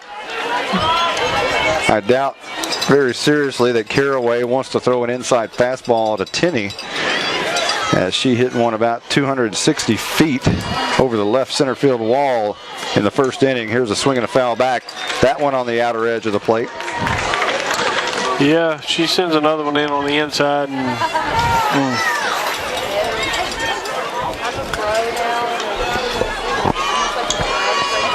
Caraway walks behind the rubber now, steps back on it, shakes the ball in her right hand, winds and deals. There's a ball that bounces in. 3 balls and 2 strikes. A leadoff runner would be huge here in a tie ball game. Yeah, the moisture in the air probably keeping that ball moist, plus that wet sand. Probably hard to keep it dry. Here's the 3-2 pitch, swung on, an inside fastball, a little bit high and fouled straight back to the screen. Will remain a full count with nobody out here, and the leadoff hitter Tenney at the plate. I'd like to thank you all for listening tonight. We've had a big listening audience tonight. Thank you, Independent Bank and Baker Air Conditioning. Here's the 3-2 pitch, swung on, popped up right behind second base, out in short right field. And that'll be Sierra Kate who comes on to make the catch for the first out of the inning. Pop 9 if you're scoring at home with 1 out. Up steps Kayla Anderson, who hit a home run last night right down the line. About 204 feet, just barely cleared right at the line. And Anderson, the tall, slender first baseman, steps into the box, right-handed hitter. Looking to drive one again here tonight. Caraway's first pitch is on the outer half of the plate, called strike one. It looked like Anderson was able to check her swing. She took a look at it, but it was on the outer edge anyway. No balls and 1 strike, 1 out here in Prosper, Texas. Caraway's pitch swung on. A little bleeder right up the middle, and coming on is Anna Shope to make the catch. That ball carried just a little bit more than I thought it would. I thought it would fall right behind the bag. It did not. Shope came up and made a great play. She didn't look like she hit it very hard. And there's a Just ball does strange things. fly to 8 if you're scoring at home. 2 outs in the bottom of the 3rd inning, and Stubblefield will step to the plate. This time as the pitcher, not the designated player. And Caraway's first pitch, inside fastball, hammered down the left field line. Coming on to make the catch in foul territory is Mangrum. And a pop 7 will end the inning. 3 up, 3 down for Caraway as she's settling in. No runs, no hits, no errors, and none left. Quickly through the 3rd, we'll head to the top of the 4th. And Clark, the bottom of the order, will be coming up. The heat is on in this regional semifinal classic, and Baker Air Conditioning wants to make sure you're cooled off this summer. Baker Air Conditioning is a proud supporter of the hometown Lady Bulldogs as well as the rival Lady Tigers. Call Baker Air Conditioning at 903-532-6255. They've been at 215 North Denny Street in Howe since Richard Nixon was president, but there's nothing tricky about Baker Air Conditioning. They service all brands and have been in office for nearly 50 years.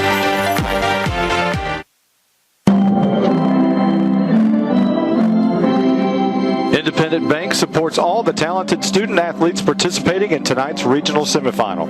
We know how much hard work goes into a championship season, both on and off the field. We also recognize the value of teammates you can depend on. Independent Bank is committed to building stronger communities, stronger families, and stronger teams throughout Texas. Good luck, Lady Bulldogs, and good luck, Lady Tigers.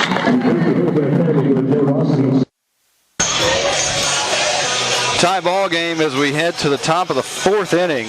Whitewright will send Clark up to the plate. Grace Clark, the freshman, she has, even though she's batted 9th in the series, she's walked 3 times as the number 9 hitter. And that's just something that, if you're a Lady Bulldog fan, you just cringe at. The number 9 hitter, not only getting on base, but walking. As a matter of fact, 3 straight times. The last 3 times she's been to the plate, she's walked. And you just can't have that. And she'll lead off this inning, so a leadoff walk would be detrimental to Howe here. Stubblefield on the mound still again for the Lady Bulldogs. And she will wind and deal here. And it's a little bit low, but a strike call. She gets ahead of the number 9 hitter here, 0-1.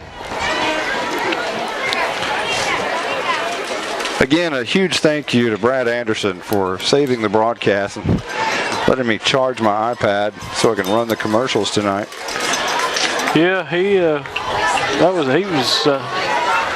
that's good of him. We would have been in trouble. We would have had to read that script. Can you imagine? I can't read. 1 ball, 1 strike, and a foul straight back to the screen. 1 ball and 2 strikes now for Stubblefield on the number 9 hitter.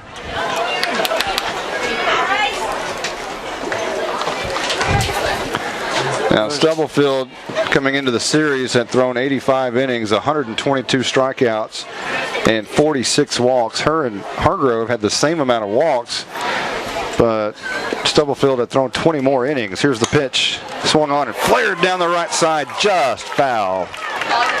Just over the head of Kayla Anderson and about 5 feet off the stripe down the right field line.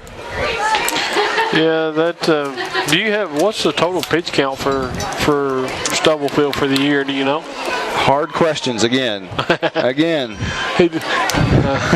Sorry. I'm trying to, Yeah, no, I wish I had that. Here's the 1-2 pitch. A little bit low. Thought about swinging was Clark, but she laid off of it. 2 balls and 2 strikes. Nobody out here in the top of the 4th inning. Tie ball game, 3-3. Peyton Tinney has done the damage for the Lady Bulldogs with a 3-run homer in the first. Got a 260-foot shot over the left center field wall. Stubblefield winds and deals. Swung on a ground ball to Hargrove at second base. Throws over to Anderson for 1 out. Routine ground ball, scored 4-3. And wait a minute.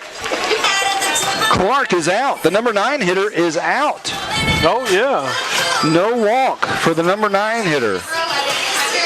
That's the first time in the series Clark goes back to the dugout. Because not only did she walk 3 straight times, but she singled in her very first at bat of the series.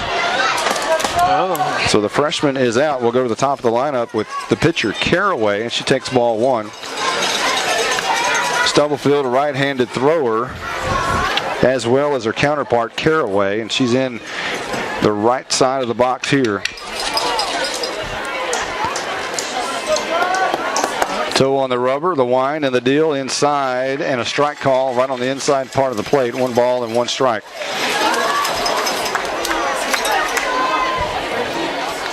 These are just tremendous facilities over here in Prosper. We mentioned last night, this is not your father's Prosper, Texas. It's so much different over here. These are just tremendous facilities. Yes, they are. The teams are better too, by the way. Right. You know, back in the day, Prosper, they didn't have the greatest of teams, but boy, everything has changed over here. Everything. They definitely got a program. They got the backing of the community. It's a fantastic facility. 2 balls and 1 strike as Stubblefield slams the ball in her glove again. And deals. And there's a ball hammered. Deep left field. Streetman going back at the wall, looking up, and that ball is gone. A huge home run for Caraway as she helps herself out. Slamming a high, deep drive over the left field wall for the home run. And Whitewright takes the lead 4-3. That brought this Whitewright crowd to their feet.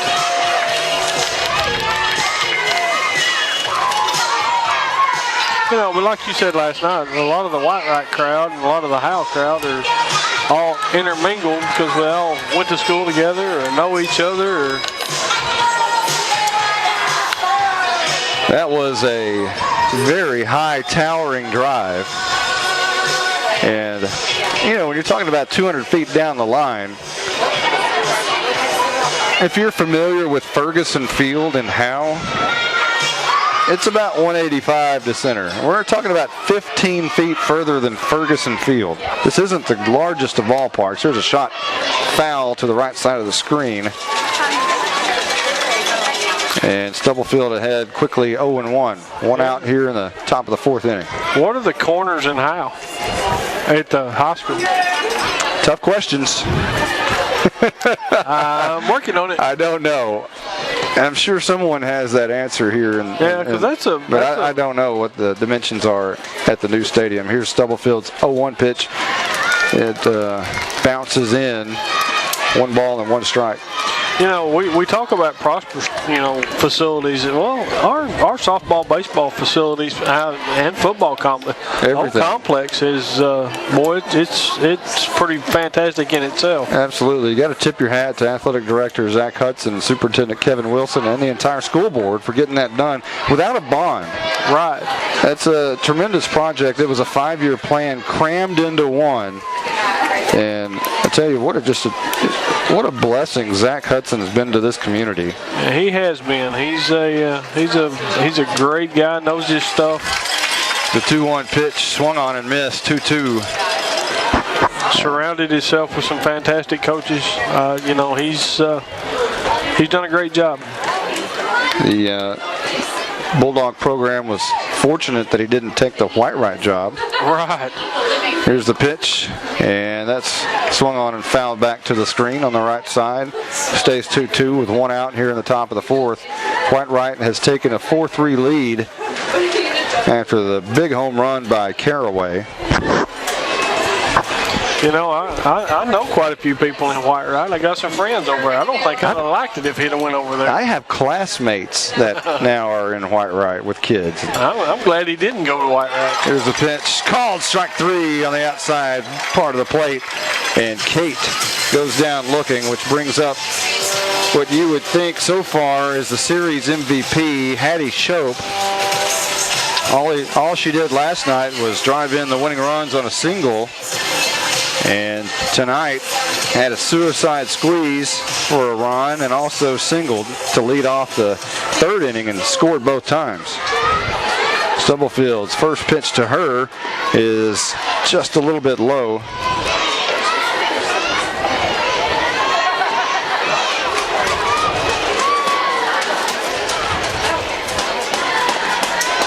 One ball and no strikes. 2 outs here in the top of the 4th. Stubblefield's pitch swung on, popped up right side. Kayla Anderson looks at it as it goes out of play. Hits the very top of the metal part of the dugout, the roof there, and bounces back. Stephen Braswell just sent us a message, said sounding great. Good. I hope he's enjoying himself. Ooh, thank you back to those listening. I have the score wrong. It's actually 4-3 Whitewright. There's a swing and a foul back. Sorry about that if you're tuning in looking at the scoreboard. If you're tuning in and tuning out, you're going to be upset because Whitewright leads 4-3. 1 ball and 2 strikes. 2 outs here in the top of the 4th. Whitewright's MVP of the series, Hattie Shope, at the plate, facing a 1-2 count. Stubblefield winds and deals outside. That evens the count at 2.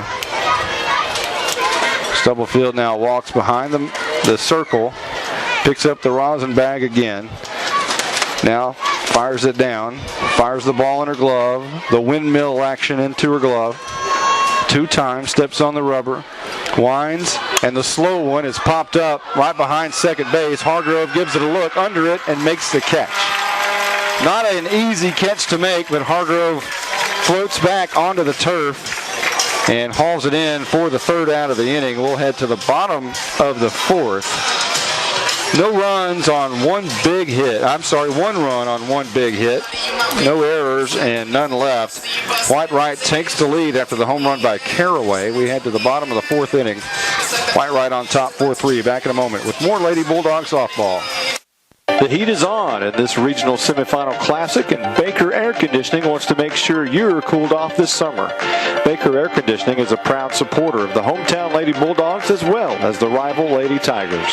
Call Baker Air Conditioning at 903-532-6255. They've been at 215 North Denny Street in Howe since Richard Nixon was president, but there's nothing tricky about Baker Air Conditioning. They service all brands and have been in office for nearly 50 years.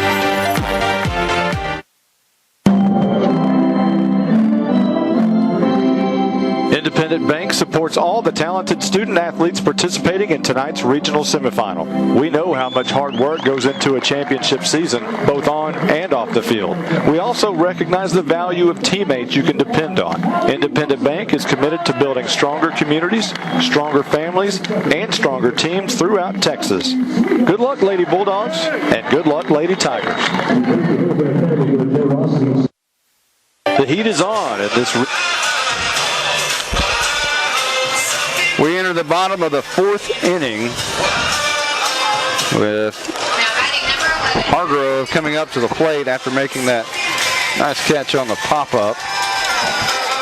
Right behind, right on the grass, and she'll step up to the plate here, the right-handed batter so far tonight. Hit a fielder's choice in the 1st inning and made it as far as first base. And did not score.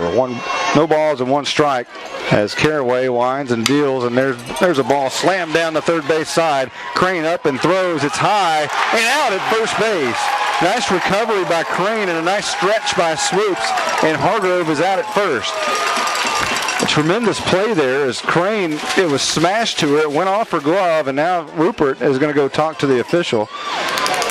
We're going to talk to the first base umpire and see what he saw there, and I guarantee you Adam Rupert's going to be very nice to the umpire over there at first base. Just want to see what he saw.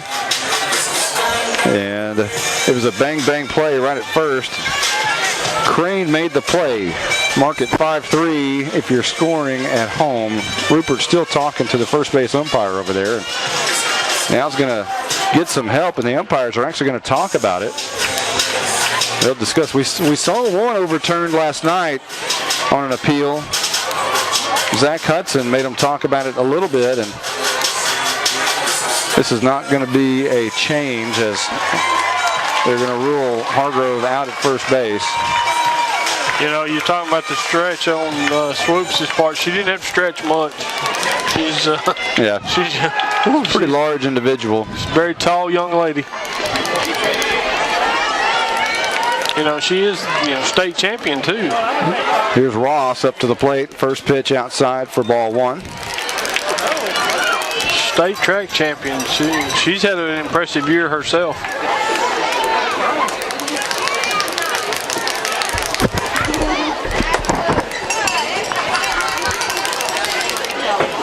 Here is Caraway on the 1-0 pitch, and that's high for ball two. Ross working the count here.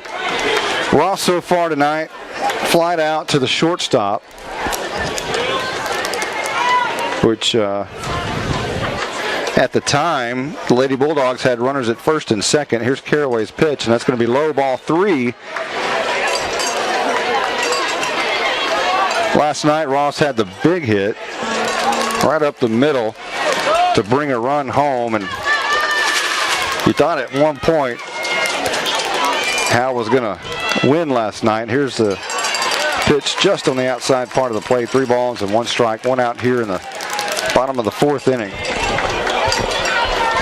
You had good feelings going into that bottom of the 7th, especially when Stubblefield got the first out of the inning, that things may actually work out, but of course they did not. Ross draws a walk here with 1 out, and that'll bring up Christina Counts, who also had a big hit last night, following her. Yeah, Ross had a good hit last night, and Danny's a very good athlete as well. Howe's loaded with them. And young. Yes. Here's Counts, who is one of the only 2 seniors in the lineup, and swung on and missed. Strike 1. Caraway threw the high fastball right by her. Swoops will play in at first, about 10 feet. Caraway's pitch is a called strike on the inner half. And Counts now quickly faces 0-2. She got down 0-2 quickly in her first at bat and ended up striking out looking. And the pitch is flared down the right side, and coming on is Sierra Cake to make the catch. And that'll be out number 2 in the inning. Ross does not advance.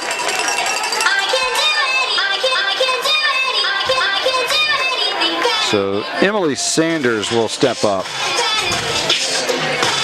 Sanders struck out looking her first time up. Last night was 0 for 3.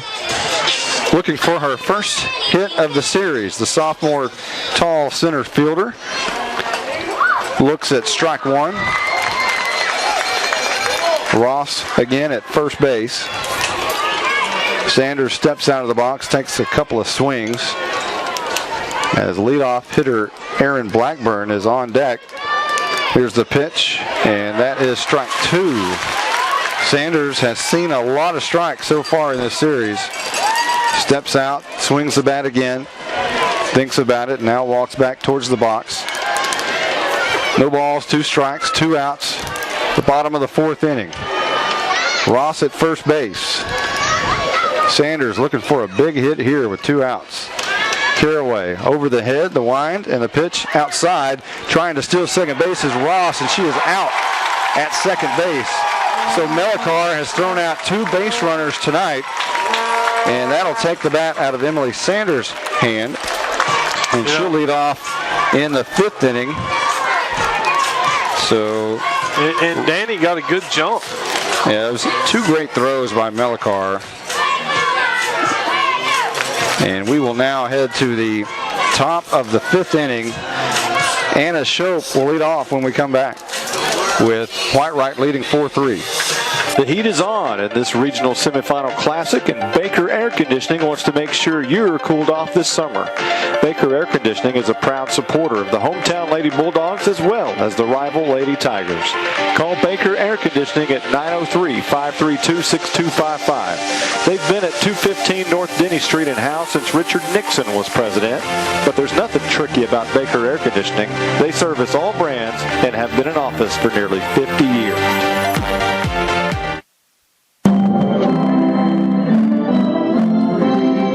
Independent Bank supports all the talented student athletes participating in tonight's regional semifinal. We know how much hard work goes into a championship season, both on and off the field. We also recognize the value of teammates you can depend on. Independent Bank is committed to building stronger communities, stronger families, and stronger teams throughout Texas. Good luck, Lady Bulldogs, and good luck, Lady Tigers.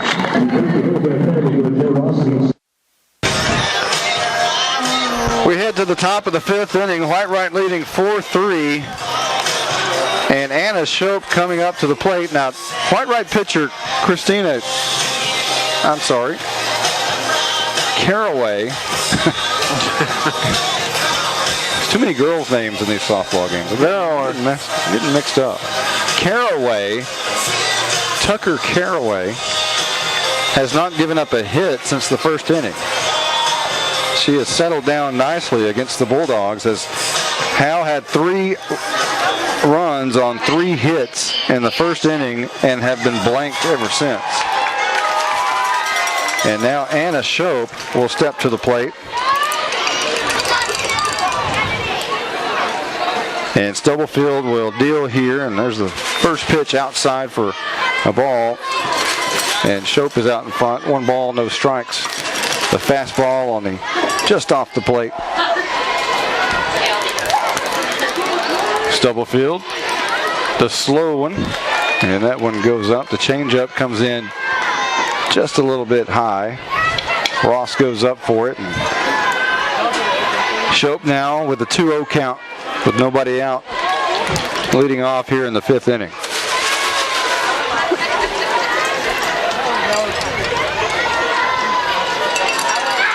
There's a fastball just outside, and the count goes 3-0 to the leadoff hitter. You can expect probably a pretty fat fastball right here. As Stubblefield with the windmill action into the glove, and there is the strike call. 3 balls and 1 strike on the fastball, up and in.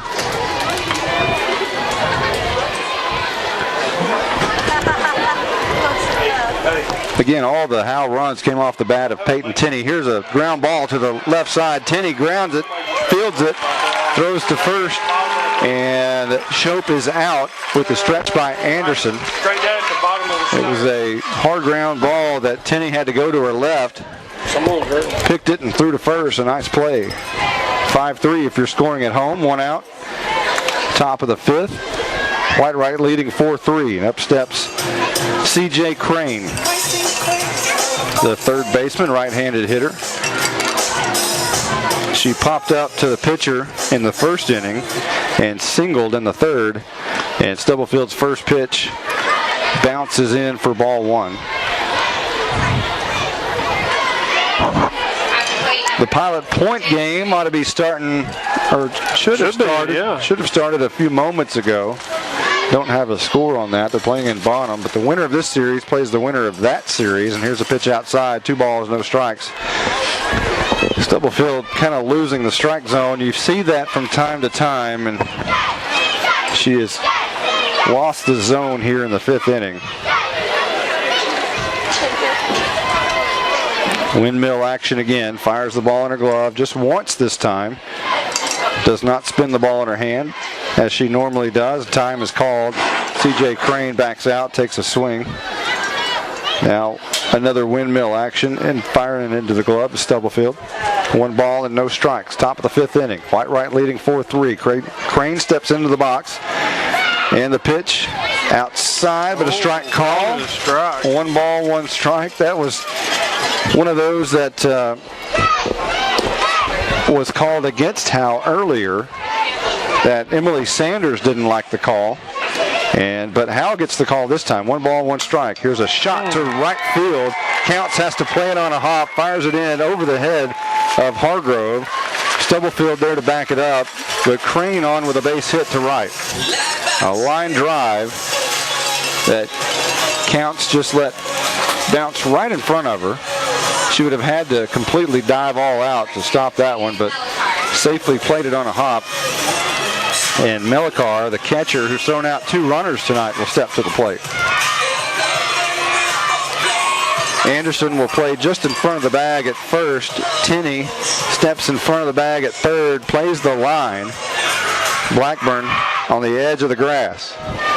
Stubblefield deals, strike 1. Fastball about letter high.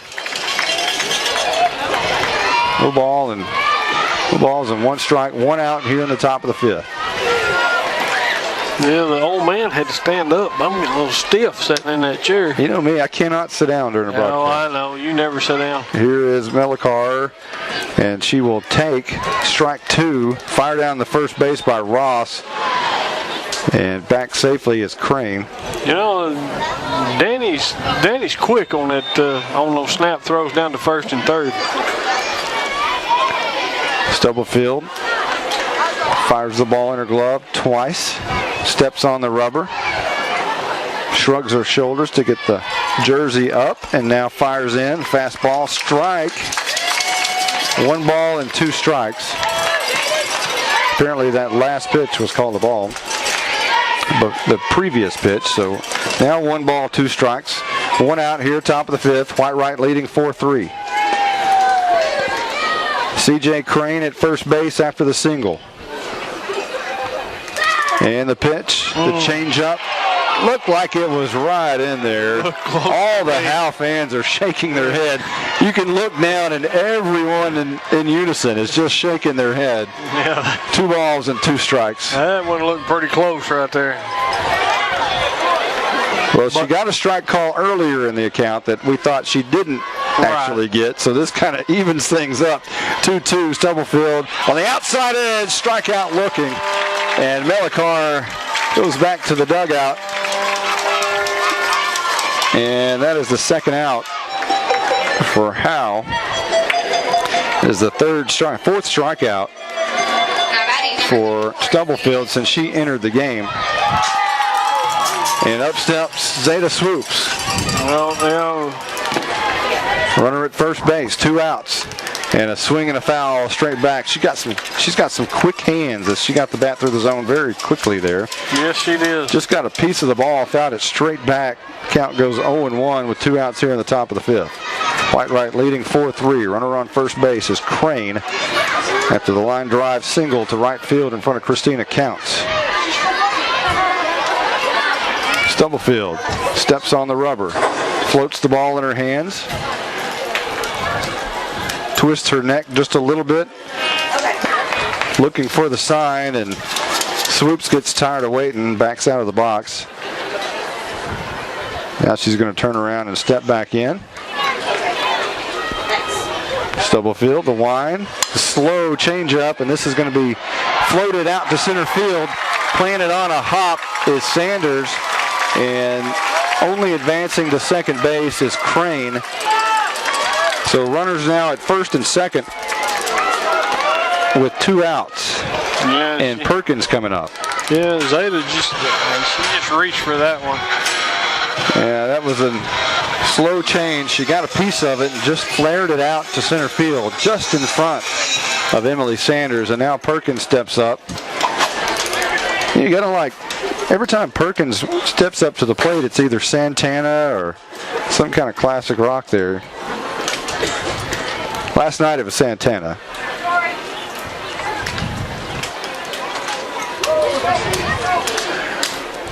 Phil Shope is talking with the umpire, and I think he's putting in a pinch runner. that's exactly what he's doing, is Can you see that number? I think it was number 10. Hold on Is here. that 10 or is that 19 again? Is that Ramey Copeland? No, looked like 10. 19, Ramey Copeland. Nope. Ramey Copeland. They got better eyes than we do. That's why they're younger. They can see. Copeland now will pinch run for Crane. What's with the whole down on one knee thing? Here is a chopper on the left side, foul. That is, I don't know, but I've seen pictures. You know, that's my cousin out there at second, and I've seen pictures of her doing that every time. Well, see that, and all the Whitewright players do that. Yeah, they all do. Stubblefield slams the ball in her glove. No balls, 1 strike, 2 outs. Top of the 5th inning. Whitewright leading 4-3. Perkins looks at ball 1 that dribbles in, and that evens the count. Copeland with speed at second will score on a base hit. And you got to wonder, you know, with Crane being injured a little bit last night, maybe that's the reason. Here's a dribbler to second base. Hargrove Fields throws to first, and that's the inning. 4-3 if you're scoring. So no runs on 2 hits rather. No errors and 2 left. And we head to the bottom of the 5th inning. And Emily Sanders will be at the plate when we come back. The heat is on in this regional semifinal classic, and Baker Air Conditioning wants to make sure you're cooled off this summer. Baker Air Conditioning is a proud supporter of the hometown Lady Bulldogs as well as the rival Lady Tigers. Call Baker Air Conditioning at 903-532-6255. They've been at 215 North Denny Street in Howe since Richard Nixon was president, but there's nothing tricky about Baker Air Conditioning. They service all brands and have been in office for nearly 50 years.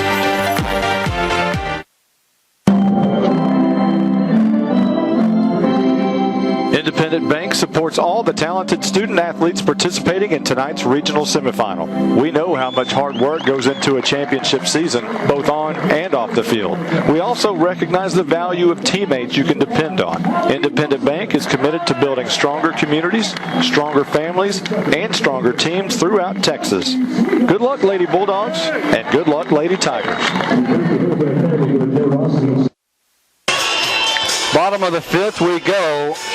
Howe sends up Emily Sanders to lead off, trailing Whitewright 4-3. Tucker Caraway still on the mound for Whitewright. The only run so far in the game for Howe is the 3-run bomb by Peyton Tinney in the 1st inning. And there's a high fly ball out to left field, going to be taken by Mangrum, and Emily Sanders flies out on the first pitch to left field.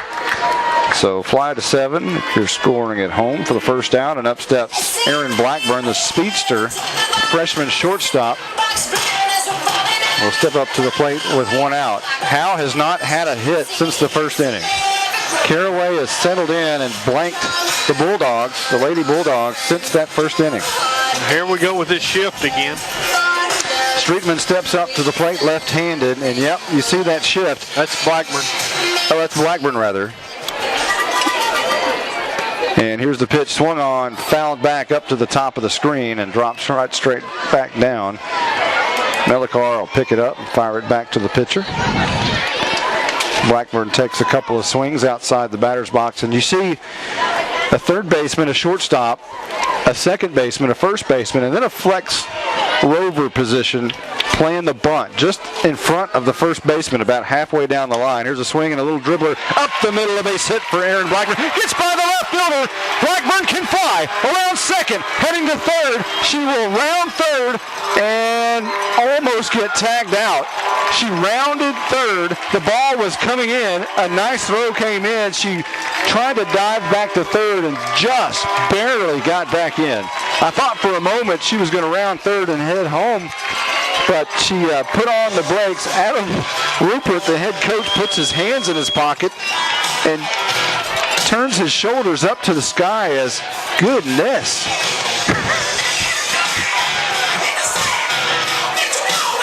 So a one-out triple. And now Phil Shope is going to appeal the play. And all the officials or the umpires are going to gather in between third base, second base, and the pitcher's mound. Three of them are discussing the play right now, and she is safe at third base. So a one-out triple by Erin Blackburn.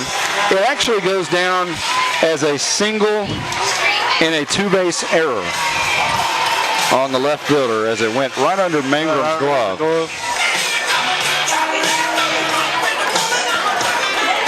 So a single and a two-base error for Erin Blackburn with Peyton Streetman.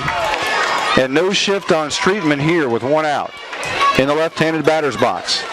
Caraway's pitch is going to be bunted straight back to her in the air and caught by Caraway. A nice athletic play. It was a good play. And Streetman is out as she bunts back to the pitcher in the air, trying to squeeze home Blackburn.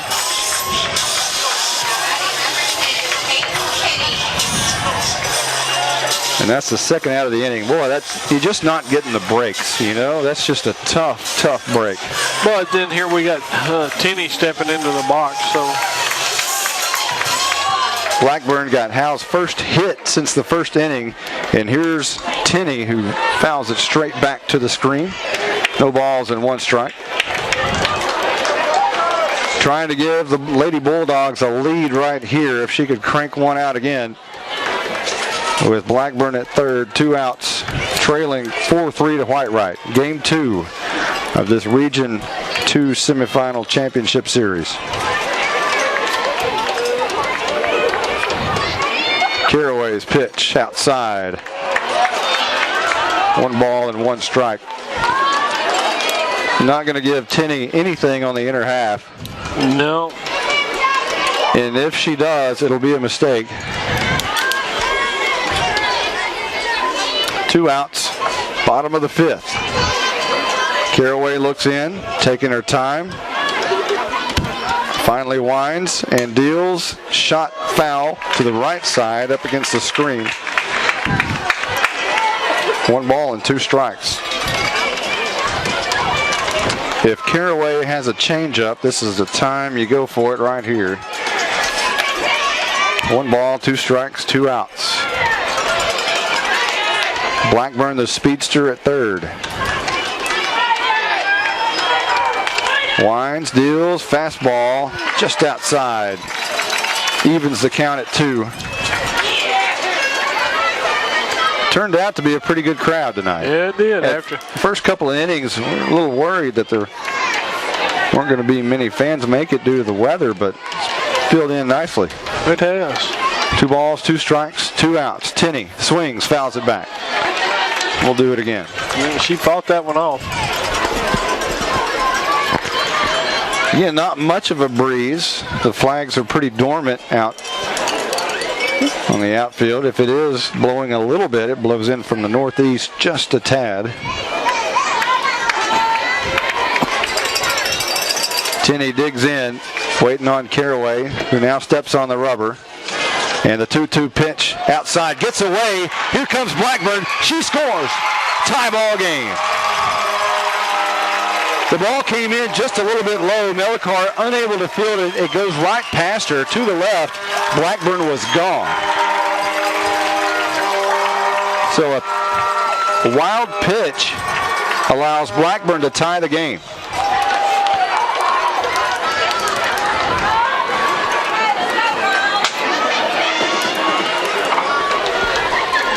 You know, this is going to be like it was last night. It's going to just be back and forth. Here's the inside pitch and a called strike 3. Tenney is out and Whitewright is out of the inning.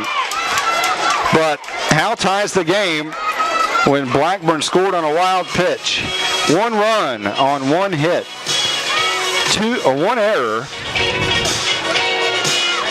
and none left. We'll head to the top of the 6th inning. Tie ball game, 4-4, back in a moment. The heat is on in this regional semifinal classic, and Baker Air Conditioning wants to make sure you're cooled off this summer. Baker Air Conditioning is a proud supporter of the hometown Lady Bulldogs as well as the rival Lady Tigers. Call Baker Air Conditioning at 903-532-6255. They've been at 215 North Denny Street in Howe since Richard Nixon was president, but there's nothing tricky about Baker Air Conditioning. They service all brands and have been in office for nearly 50 years.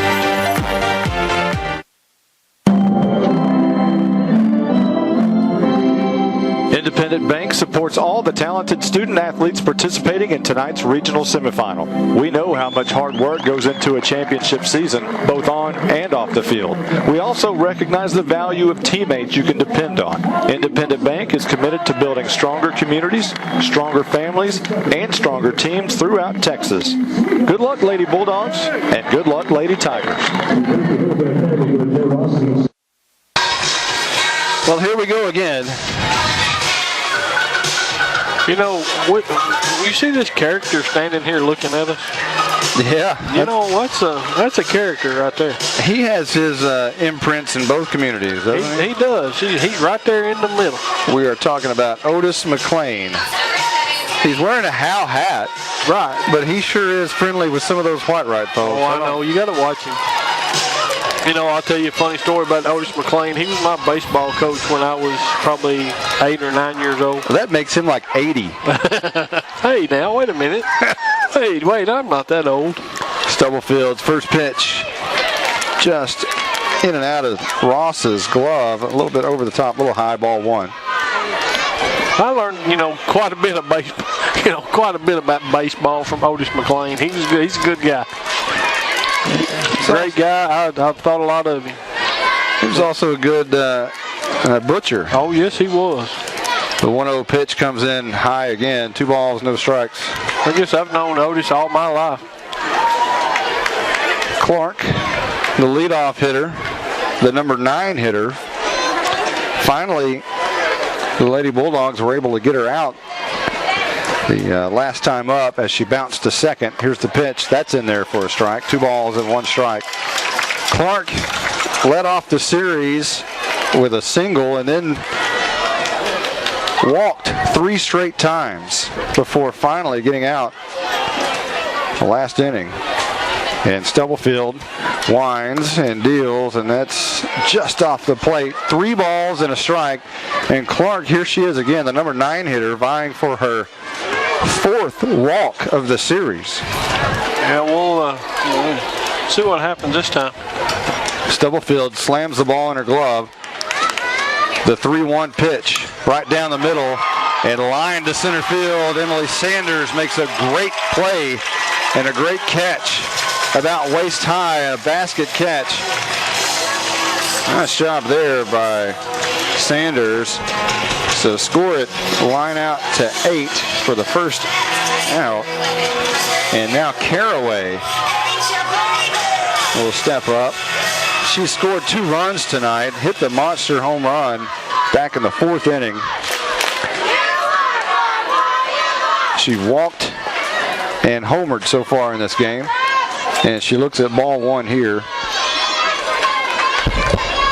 We've only seen the Bugs Bunny changeup once from Stubblefield tonight. She hasn't thrown it as much as she threw last night. She threw it quite a bit last night. Especially early on. Here's the fastball just inside. 2 balls, no strikes. But Whitewright fell for it a lot last night too. They did early. They were definitely they were swinging way early last night. It's a good pitch though. 1 out here in the 6th inning. Stubblefield way outside. 3 balls and no strikes. Tie ball game, 4-4.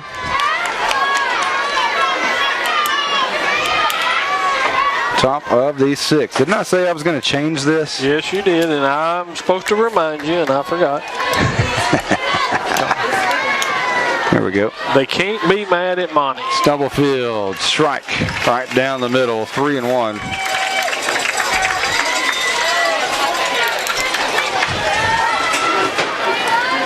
Same song and dance. Same stadium, same teams. Night number 2.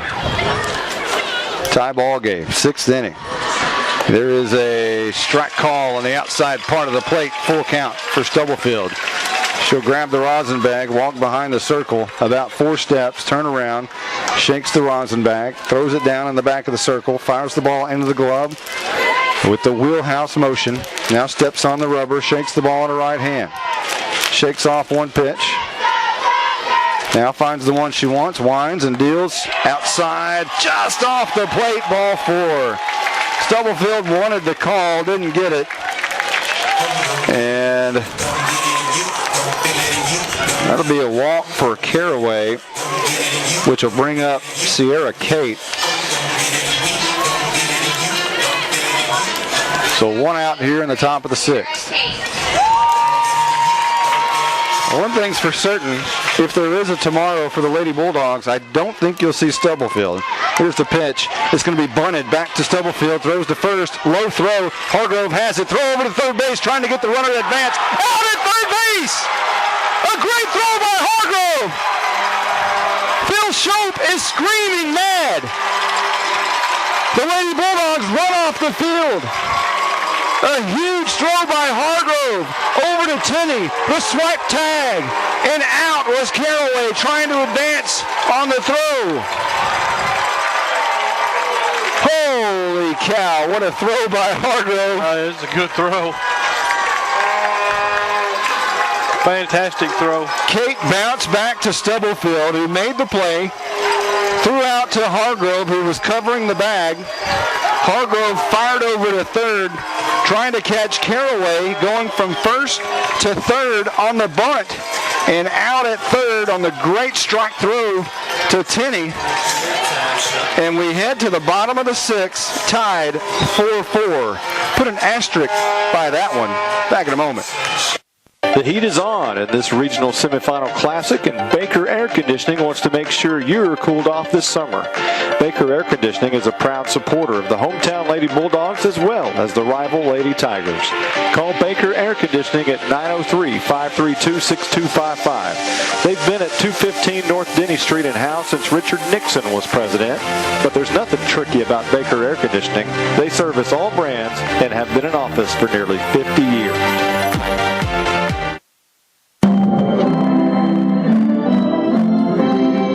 Independent Bank supports all the talented student athletes participating in tonight's regional semifinal. We know how much hard work goes into a championship season, both on and off the field. We also recognize the value of teammates you can depend on. Independent Bank is committed to building stronger communities, stronger families, and stronger teams throughout Texas. Good luck, Lady Bulldogs, and good luck, Lady Tigers.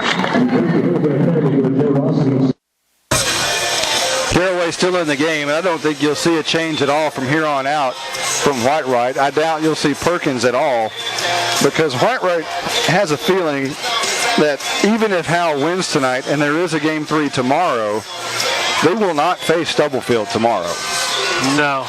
So what Whitewright will have is Perkins on the mound tomorrow, and Hargrove will pitch for Howe. Actually, I think she's coming out now.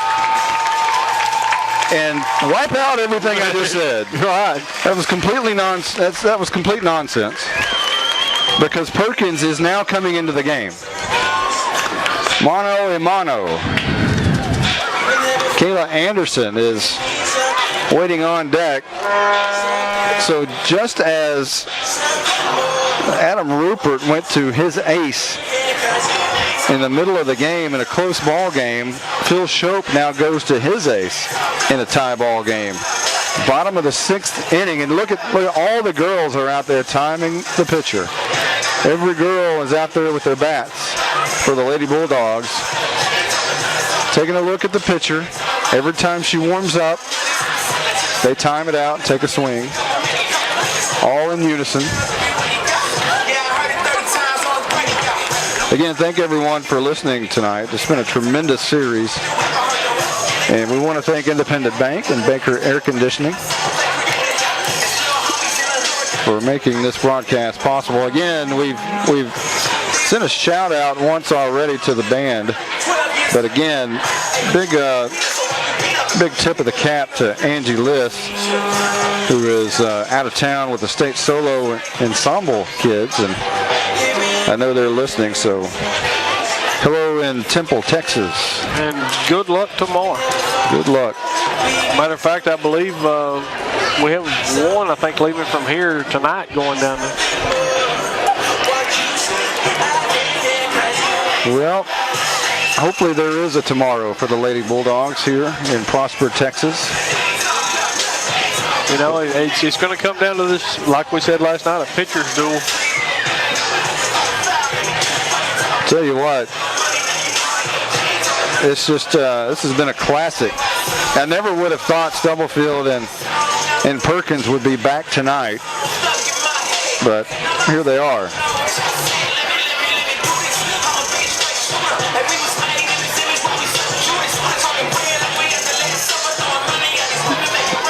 Ball game tied at 4, bottom of the 6th, and now we're just about getting ready to get started here as Perkins has gone through her warm-ups, and Kayla Anderson is about to step up.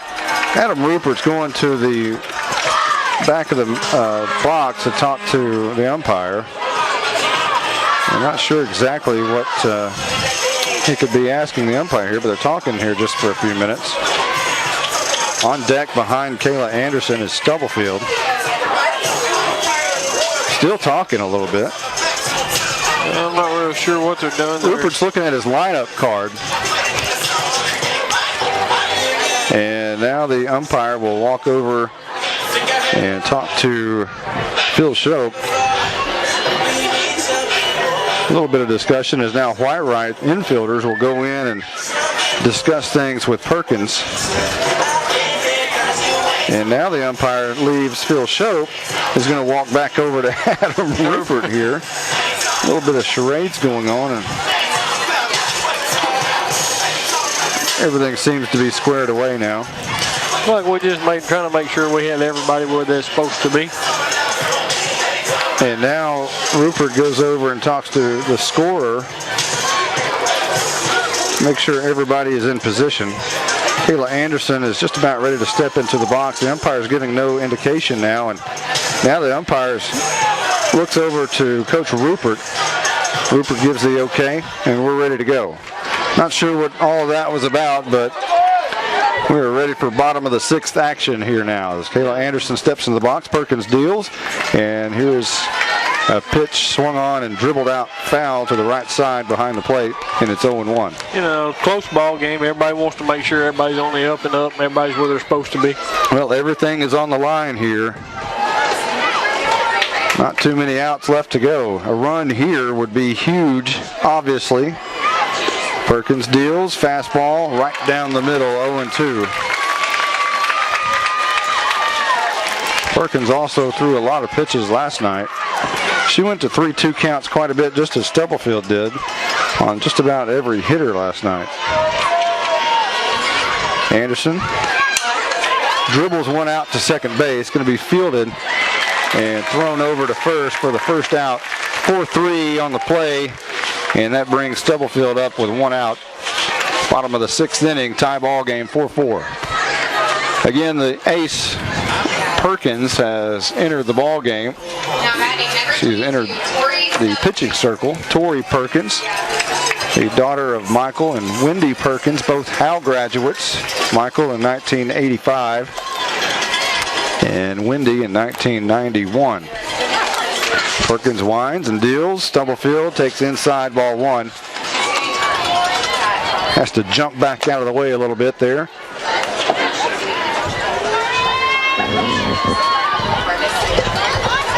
Hargrove waiting on deck. Stubblefield digging in on the right side of the box. Perkins, the right-handed dealer, and now Stubblefield calls time at the plate, backs out. Takes a couple of practice swings.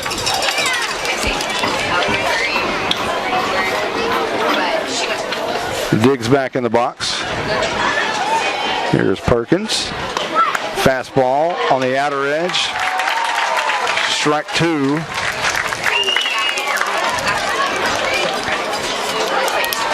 Or make that 1-1 rather on the scoreboard. It shows 1-1. That caught the edge of the black there, and here's Perkins. 1-1 pitch, swung on, bounced to third base. Crane has it, throws to first. In time, 2 outs.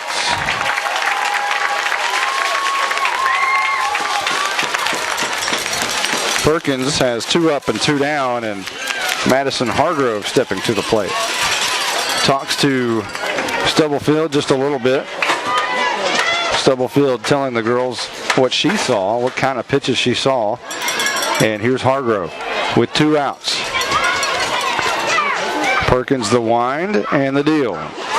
In there for a strike, a fastball. One of the state's best pitchers, and she's proving it right here in this 6th inning, throwing nothing but darts. Madison Hargrove will look at the 0-1 pitch. Here it is, inside, but swung on and missed. Hargrove couldn't lay off. She went around, and that's strike 2. Yeah, that's Tori Perkins is on tonight. She's firing them right in there. The 0-2 pitch. Inside, this time Hargrove takes it, backs out of the box a little bit, and count goes 1-2. 2 outs here, bottom of the 6th inning, tie ball game, 4-4. A brilliant moment here in Prosper, Texas. If Hargrove can get on right here. Swung on and missed, and that's the end of the inning. Perkins gets out, striking out the last batter she faces, 3 up, 3 down. And that is the end of the 6th. We're heading to the 7th inning in a tie ball game. Does anything sound familiar there? Yeah. Now I think the Lady Bulldogs actually had the lead heading to the 7th last night, but here we go again. And Hattie Shope, of all people, will lead off in the top of the 7th inning when we come back. The heat is on in this regional semifinal classic, and Baker Air Conditioning wants to make sure you're cooled off this summer. Baker Air Conditioning is a proud supporter of the hometown Lady Bulldogs as well as the rival Lady Tigers. Call Baker Air Conditioning at 903-532-6255. They've been at 215 North Denny Street in Howe since Richard Nixon was president, but there's nothing tricky about Baker Air Conditioning.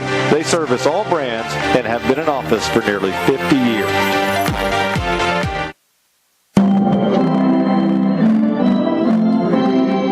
Independent Bank supports all the talented student athletes participating in tonight's regional semifinal. We know how much hard work goes into a championship season, both on and off the field. We also recognize the value of teammates you can depend on. Independent Bank is committed to building stronger communities, stronger families, and stronger teams throughout Texas. Good luck, Lady Bulldogs, and good luck, Lady Tigers. The Heat. Here we go to the 7th inning. We are guaranteed drama again tonight. Oh, yeah. As Stubblefield will take the mound again here in the 7th. Number 16. And Hattie Shope is due up here. Hattie Shope. Got to be the MVP of the series if it ended right now. Drove in the tying and winning run last night. Squeezed home the first run tonight. And here's the first pitch outside part of the plate, but called off the plate, ball 1. You know, Ross doing her best to frame that pitch. Well, sometimes it's just a hair off when it looks close from up here. Though. That was pretty close. Firing the ball in her glove is Stubblefield. 1 ball, no strikes. Top of the 7th inning, nobody out. Leadoff hitter Hattie Shope up to the plate. Ball gets past Ross. And it'll be 2 balls and no strikes.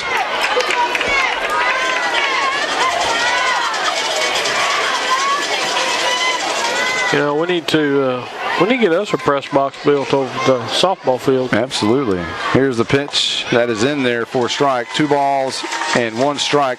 The fastball just right down the middle. Shope taking all the way. Looks down to third at her father and gets the sign. 2-1 pitch from Stubblefield is just low. 3 balls and 1 strike. Tie ball game, 4-4, top of the 7th inning. Yeah, these things look close up here, but that's why we get paid to do what we do. Stubblefield not happy with that. Walks almost to second base with the rosin bag. Now toes the rubber, and Hattie Shope steps out of the box. Takes a couple of practice swings. Things are slowing down a little bit here. 3-1 pitch coming from Stubblefield, and that is ball 4. I thought for a moment he was going to pull the trigger, but Shope was halfway down to first base before the pitch even got there, I thought. But a leadoff walk, and here we go again. Last night, the problem was the walks in the latter part of the ball game, with Stubblefield walked 2 batters that ended up scoring the tying and winning run. And here's a leadoff walk again in the 7th inning. Then you got Crane over here in the batter circle. Here's Anna Shope trying to bunt it, and she bunts it foul behind the plate. No balls and 1 strike. That's a way to get out of a pitching slump. I would love people to bunt every time I'm wild and can't throw a strike. All right. If people square around to bunt, that's beautiful.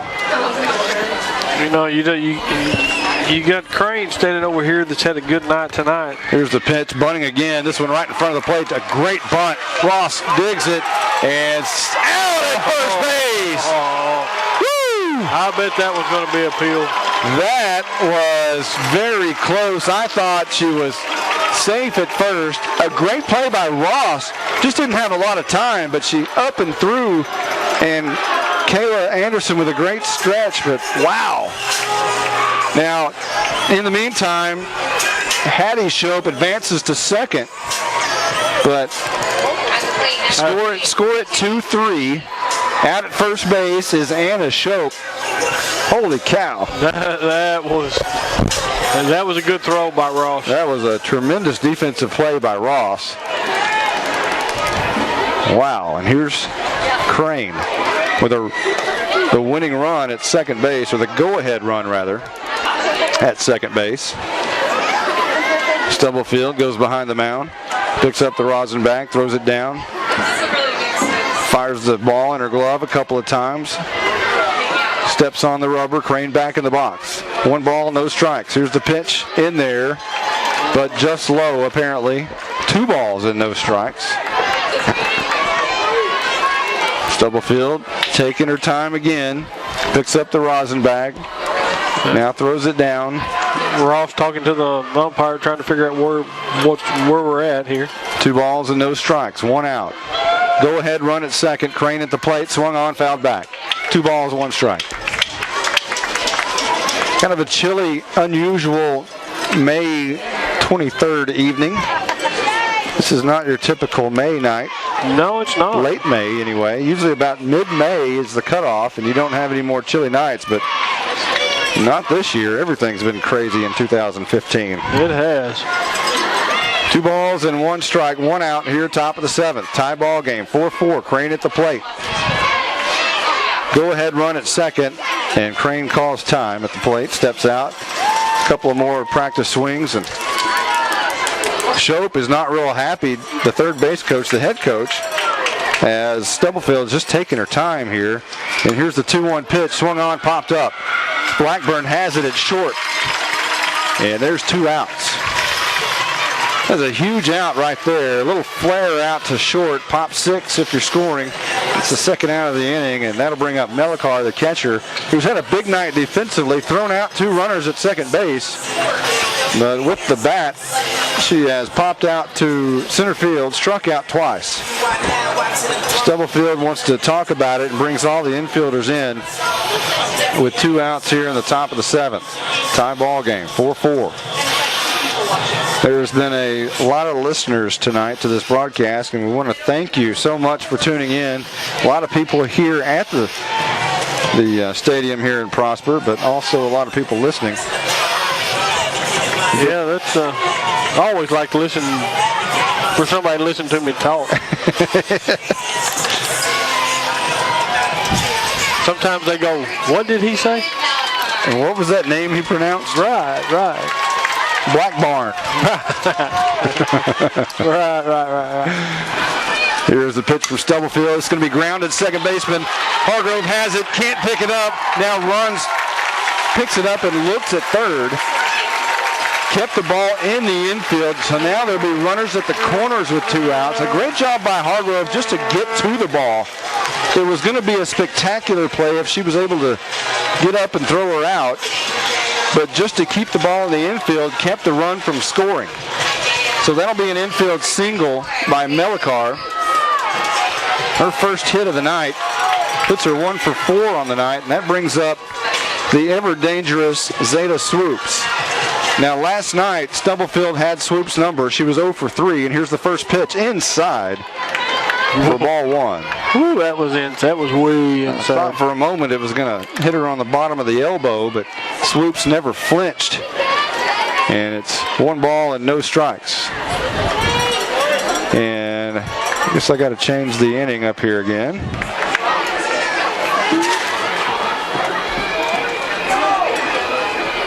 Stubblefield deals, and there's a swing and a foul back. A little chop behind the plate. And it is 1 ball and 1 strike. 2 outs here in the top of the 7th inning. Tie ball game, 4-4. Swoops tonight has flied out and struck out and singled to center.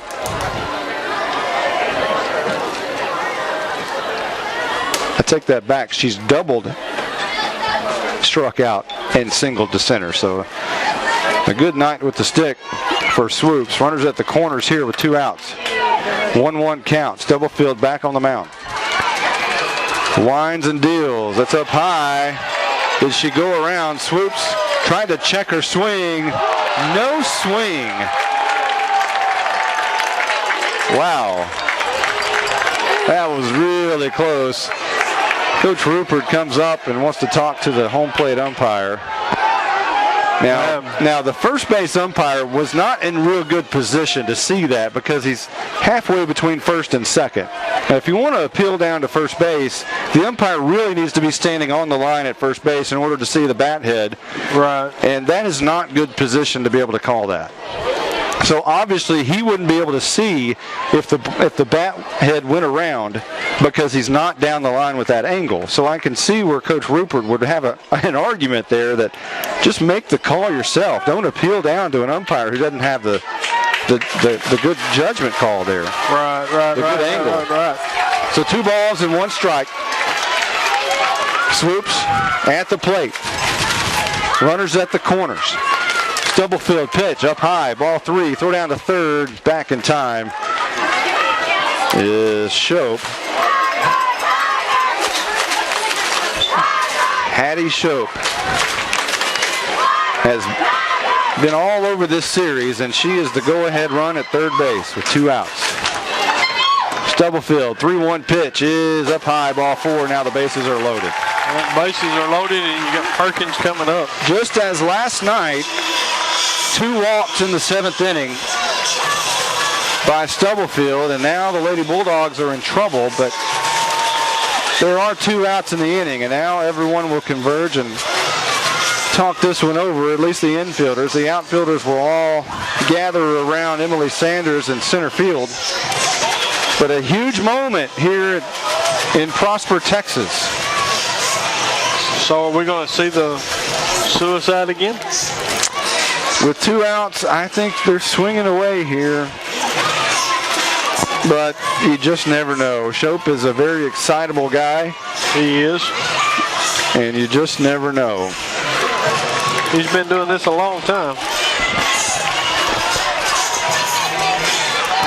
I think he lives for the high step. And he mastered it last night. He did. Kind of looked like Deion Sanders running off the field last night. He did. On his way for a 25-yard punt return for a touchdown.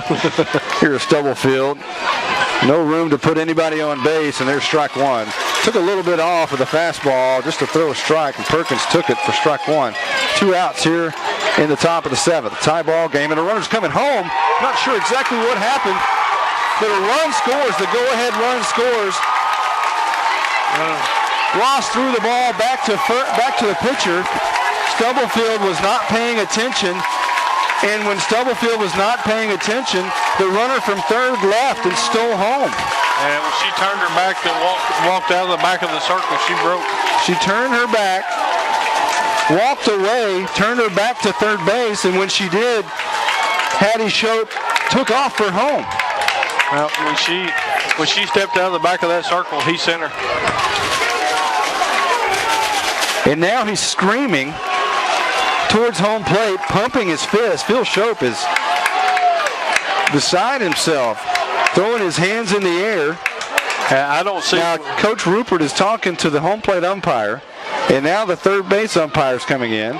First base Everybody's talking about it. Apparently, the run is going to count.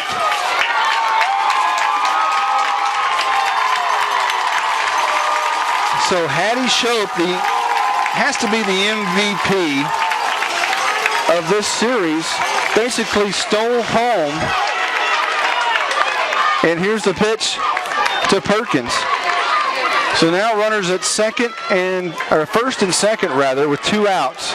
Just a headsy play by Hattie Shope and Coach Phil Shope to send the runner. Just very gutsy, but with 2 outs, hey, why not?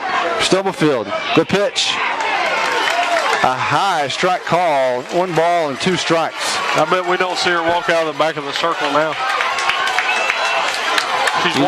That's taking advantage of a freshman mistake. Here's a bouncer out to second base. Hargrove has it. Now it bounces. Anderson has it. And she'll step on the bag to end the inning, but Howe's going to need a run here in the bottom of the 7th inning to tie the game.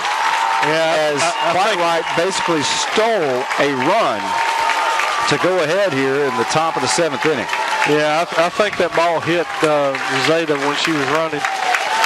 So a run on 1 hit, no errors, and 2 left. And we go to the bottom of the 7th with Howe trailing 5-4. Be back in a moment with more Lady Bulldog action. The heat is on in this regional semifinal classic, and Baker Air Conditioning wants to make sure you're cooled off this summer. Baker Air Conditioning is a proud supporter of the hometown Lady Bulldogs as well as the rival Lady Tigers. Call Baker Air Conditioning at 903-532-6255. They've been at 215 North Denny Street in Howe since Richard Nixon was president, but there's nothing tricky about Baker Air Conditioning. They service all brands and have been in office for nearly 50 years.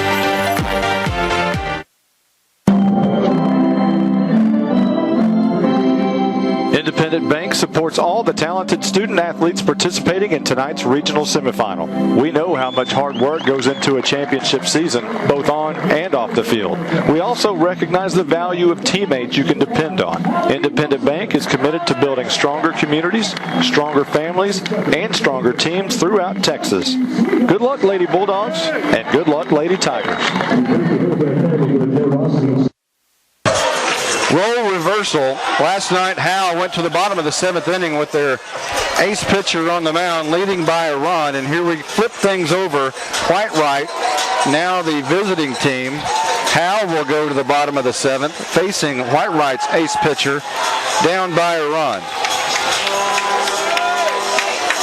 And it will be the bottom third of the order coming up for the Lady Bulldogs.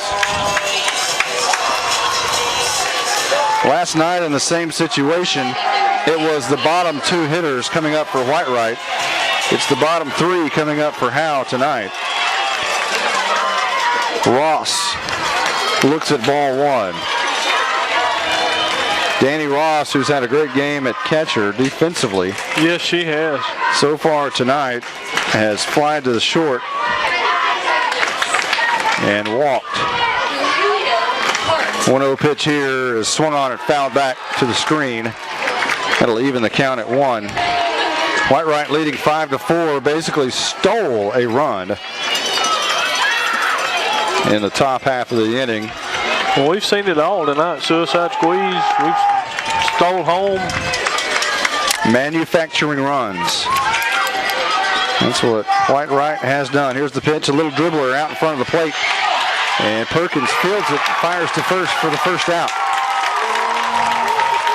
Ross out 1-3, and up steps Counts with one out here in the bottom of the seventh. Well, we need a bloop and a blast here in Prosper, Texas. Hey, your bloop and a blast worked last night. We got a home run. Well, as the late, great Mark Holtz used to say all the time, all you need is a bloop and a blast. Perkins will wind and deal, and there's a foul back off to the right side. Now to play. No balls and one strike. Perkins walks behind the mound. You know, that was basically a freshman mistake. Right. Walking behind the mound, and the runner just took off for home. And here's Perkins. Swing and a foul tip at the plate. That was pure gas, as Counts just got a piece of it. Right. You know, that's one of the things that you teach them from the time they start playing until you never turn your back on third base. You always, if you got a runner on, you never turn your back. You never know what's going to happen. No balls and two strikes. One out here in the bottom of the seventh. Howe needing a rally, trailing 5-4. Christina Counts at the plate, and here's the pitch swung on and fouled off to the right side. Staying alive is Counts. So far tonight, she has struck out and lined to right. A tremendous series. Two great softball teams tonight. Yes. And last night. Just two great games. Perkins winds and deals. A slow changeup. There's strike three called. And Whitewright is now one out away from wrapping up this series. And it'll be Emily Sanders at the plate, the sophomore center fielder tonight. Catcher most of the year. Sanders on the season. Let's see. Sanders on the season batting .264 as a sophomore. Looking for a big hit here. His first pitch is outside, ball one. Coach Schultz down there, bless his heart. He's going to work. He's going to worry himself to death. Very excitable young man. Perkins, the pitch swung on, line to right field. Coming on for the catch is Kate, and Whitewright has advanced. They will play the winner of Pilot Point and Hughes Springs. And the great season for the Lady Bulldogs is over. It finally comes to an end, but there are going to be great times ahead for these Lady Bulldogs as they are stacked full of freshmen and sophomores. Yes, they are. Tori Stubblefield will get the loss, but she pitched greatly in this series. And 2 one-run games. And basically, if you want to know what the headline is going to be Monday, it's going to have something to do with stole the series. Right. Because a steal of home is what the difference was in this softball game. What a great game for both teams. Just you think about what experience that these freshmen and sophomores have gained in being 4 deep as a freshman or a sophomore. We go through the roster, and you're looking at Peyton Groves, who's a sophomore, Peyton Griffin is a freshman, Cameron Fulencheck is a sophomore, Emily Sanders is a sophomore, Danny Ross is a sophomore, Kayla Anderson is a sophomore, Maddie Mullins is a sophomore, Peyton Tenney. They're going to lose a huge bat from Peyton Tenney, that's for sure. Madison Hargrove is a sophomore. Hunter Brockelman is a sophomore. They're going to miss Christina Counts in right field. She's a senior. Jessica Doty, she will get a lot more playing time next year when she'll be a senior. Erin Blackburn is a freshman. Tori Stubblefield is a freshman. Peyton Streetman is a freshman. And you think about that. They are no longer going to be one of the teams that sneak up on people unfortunately or fortunately, these girls are going to be expected to be in Austin over the next 3 years or so, especially 2 years from now. Exactly. Plus, you've got other girls coming up behind them in the 7th graders, 8th graders, the JV team we had this year. You've got girls that are just going to keep replacing, and they're just going to be better and better as the years continue. Well, congratulations to head coach Adam Rupert and assistant coach Jordan Dushak on a tremendous season. Yes. They have gone where no other house softball team has ever gone before, and that's 4 rounds deep. Whitewright, their first time to be in 4 rounds, they will head to the 5th round. So congratulations to the Whitewright Lady Tigers as well. They have a remarkably talented team. They more so are the other way around. They have lots of freshmen and sophomores, however, they have very dominant seniors. And Sierra Kate, Anna Shope, Tucker Caraway, and Tori Perkins, all seniors, and those are tremendous losses that they'll face next year. So, yes, we will try to get you a score on Hughes Springs and Pilot Point. What was that score? You have the score? We had a score from Pilot Point and Hughes Springs. We'll check that. See if we can send that to you. 6-5. Hughes Springs or Pilot Point? Who's winning? We're waiting on the score. 6-5. Hughes Springs is leading 6-5, so that would even the series over there in Bonham between Pilot Point and Hughes Springs. So Whitewright will face the winner of that series.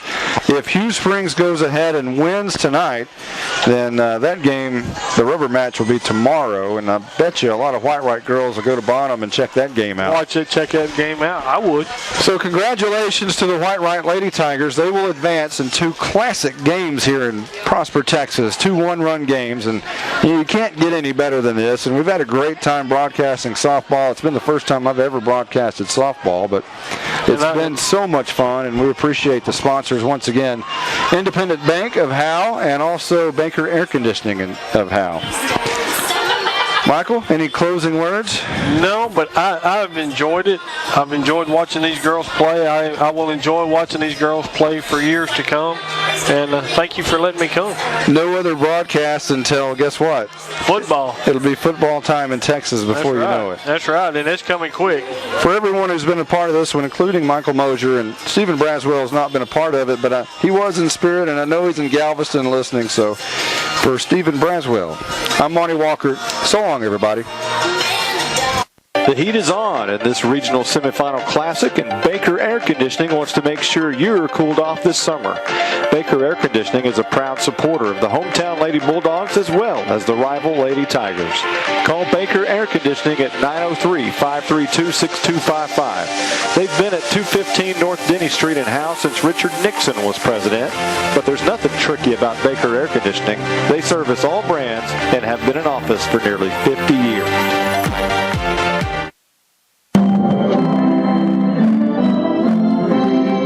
Independent Bank supports all the talented student athletes participating in tonight's regional semifinal. We know how much hard work goes into a championship season, both on and off the field. We also recognize the value of teammates you can depend on. Independent Bank is committed to building stronger communities, stronger families, and stronger teams throughout Texas. Good luck, Lady Bulldogs, and good luck, Lady Tigers. The heat is on in this regional semifinal classic, and Baker Air Conditioning wants to make sure you're cooled off this summer. Baker Air Conditioning is a proud supporter of the hometown Lady Bulldogs as well as the rival Lady Tigers. Call Baker Air Conditioning at 903-532-6255. They've been at 215 North Denny Street in Howe since Richard Nixon was president, but there's nothing tricky about Baker Air Conditioning. They service all brands and have been in office for nearly 50 years.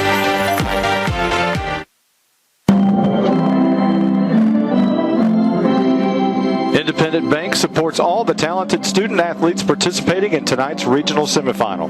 We know how much hard work goes into a championship season, both on and off the field. We also recognize the value of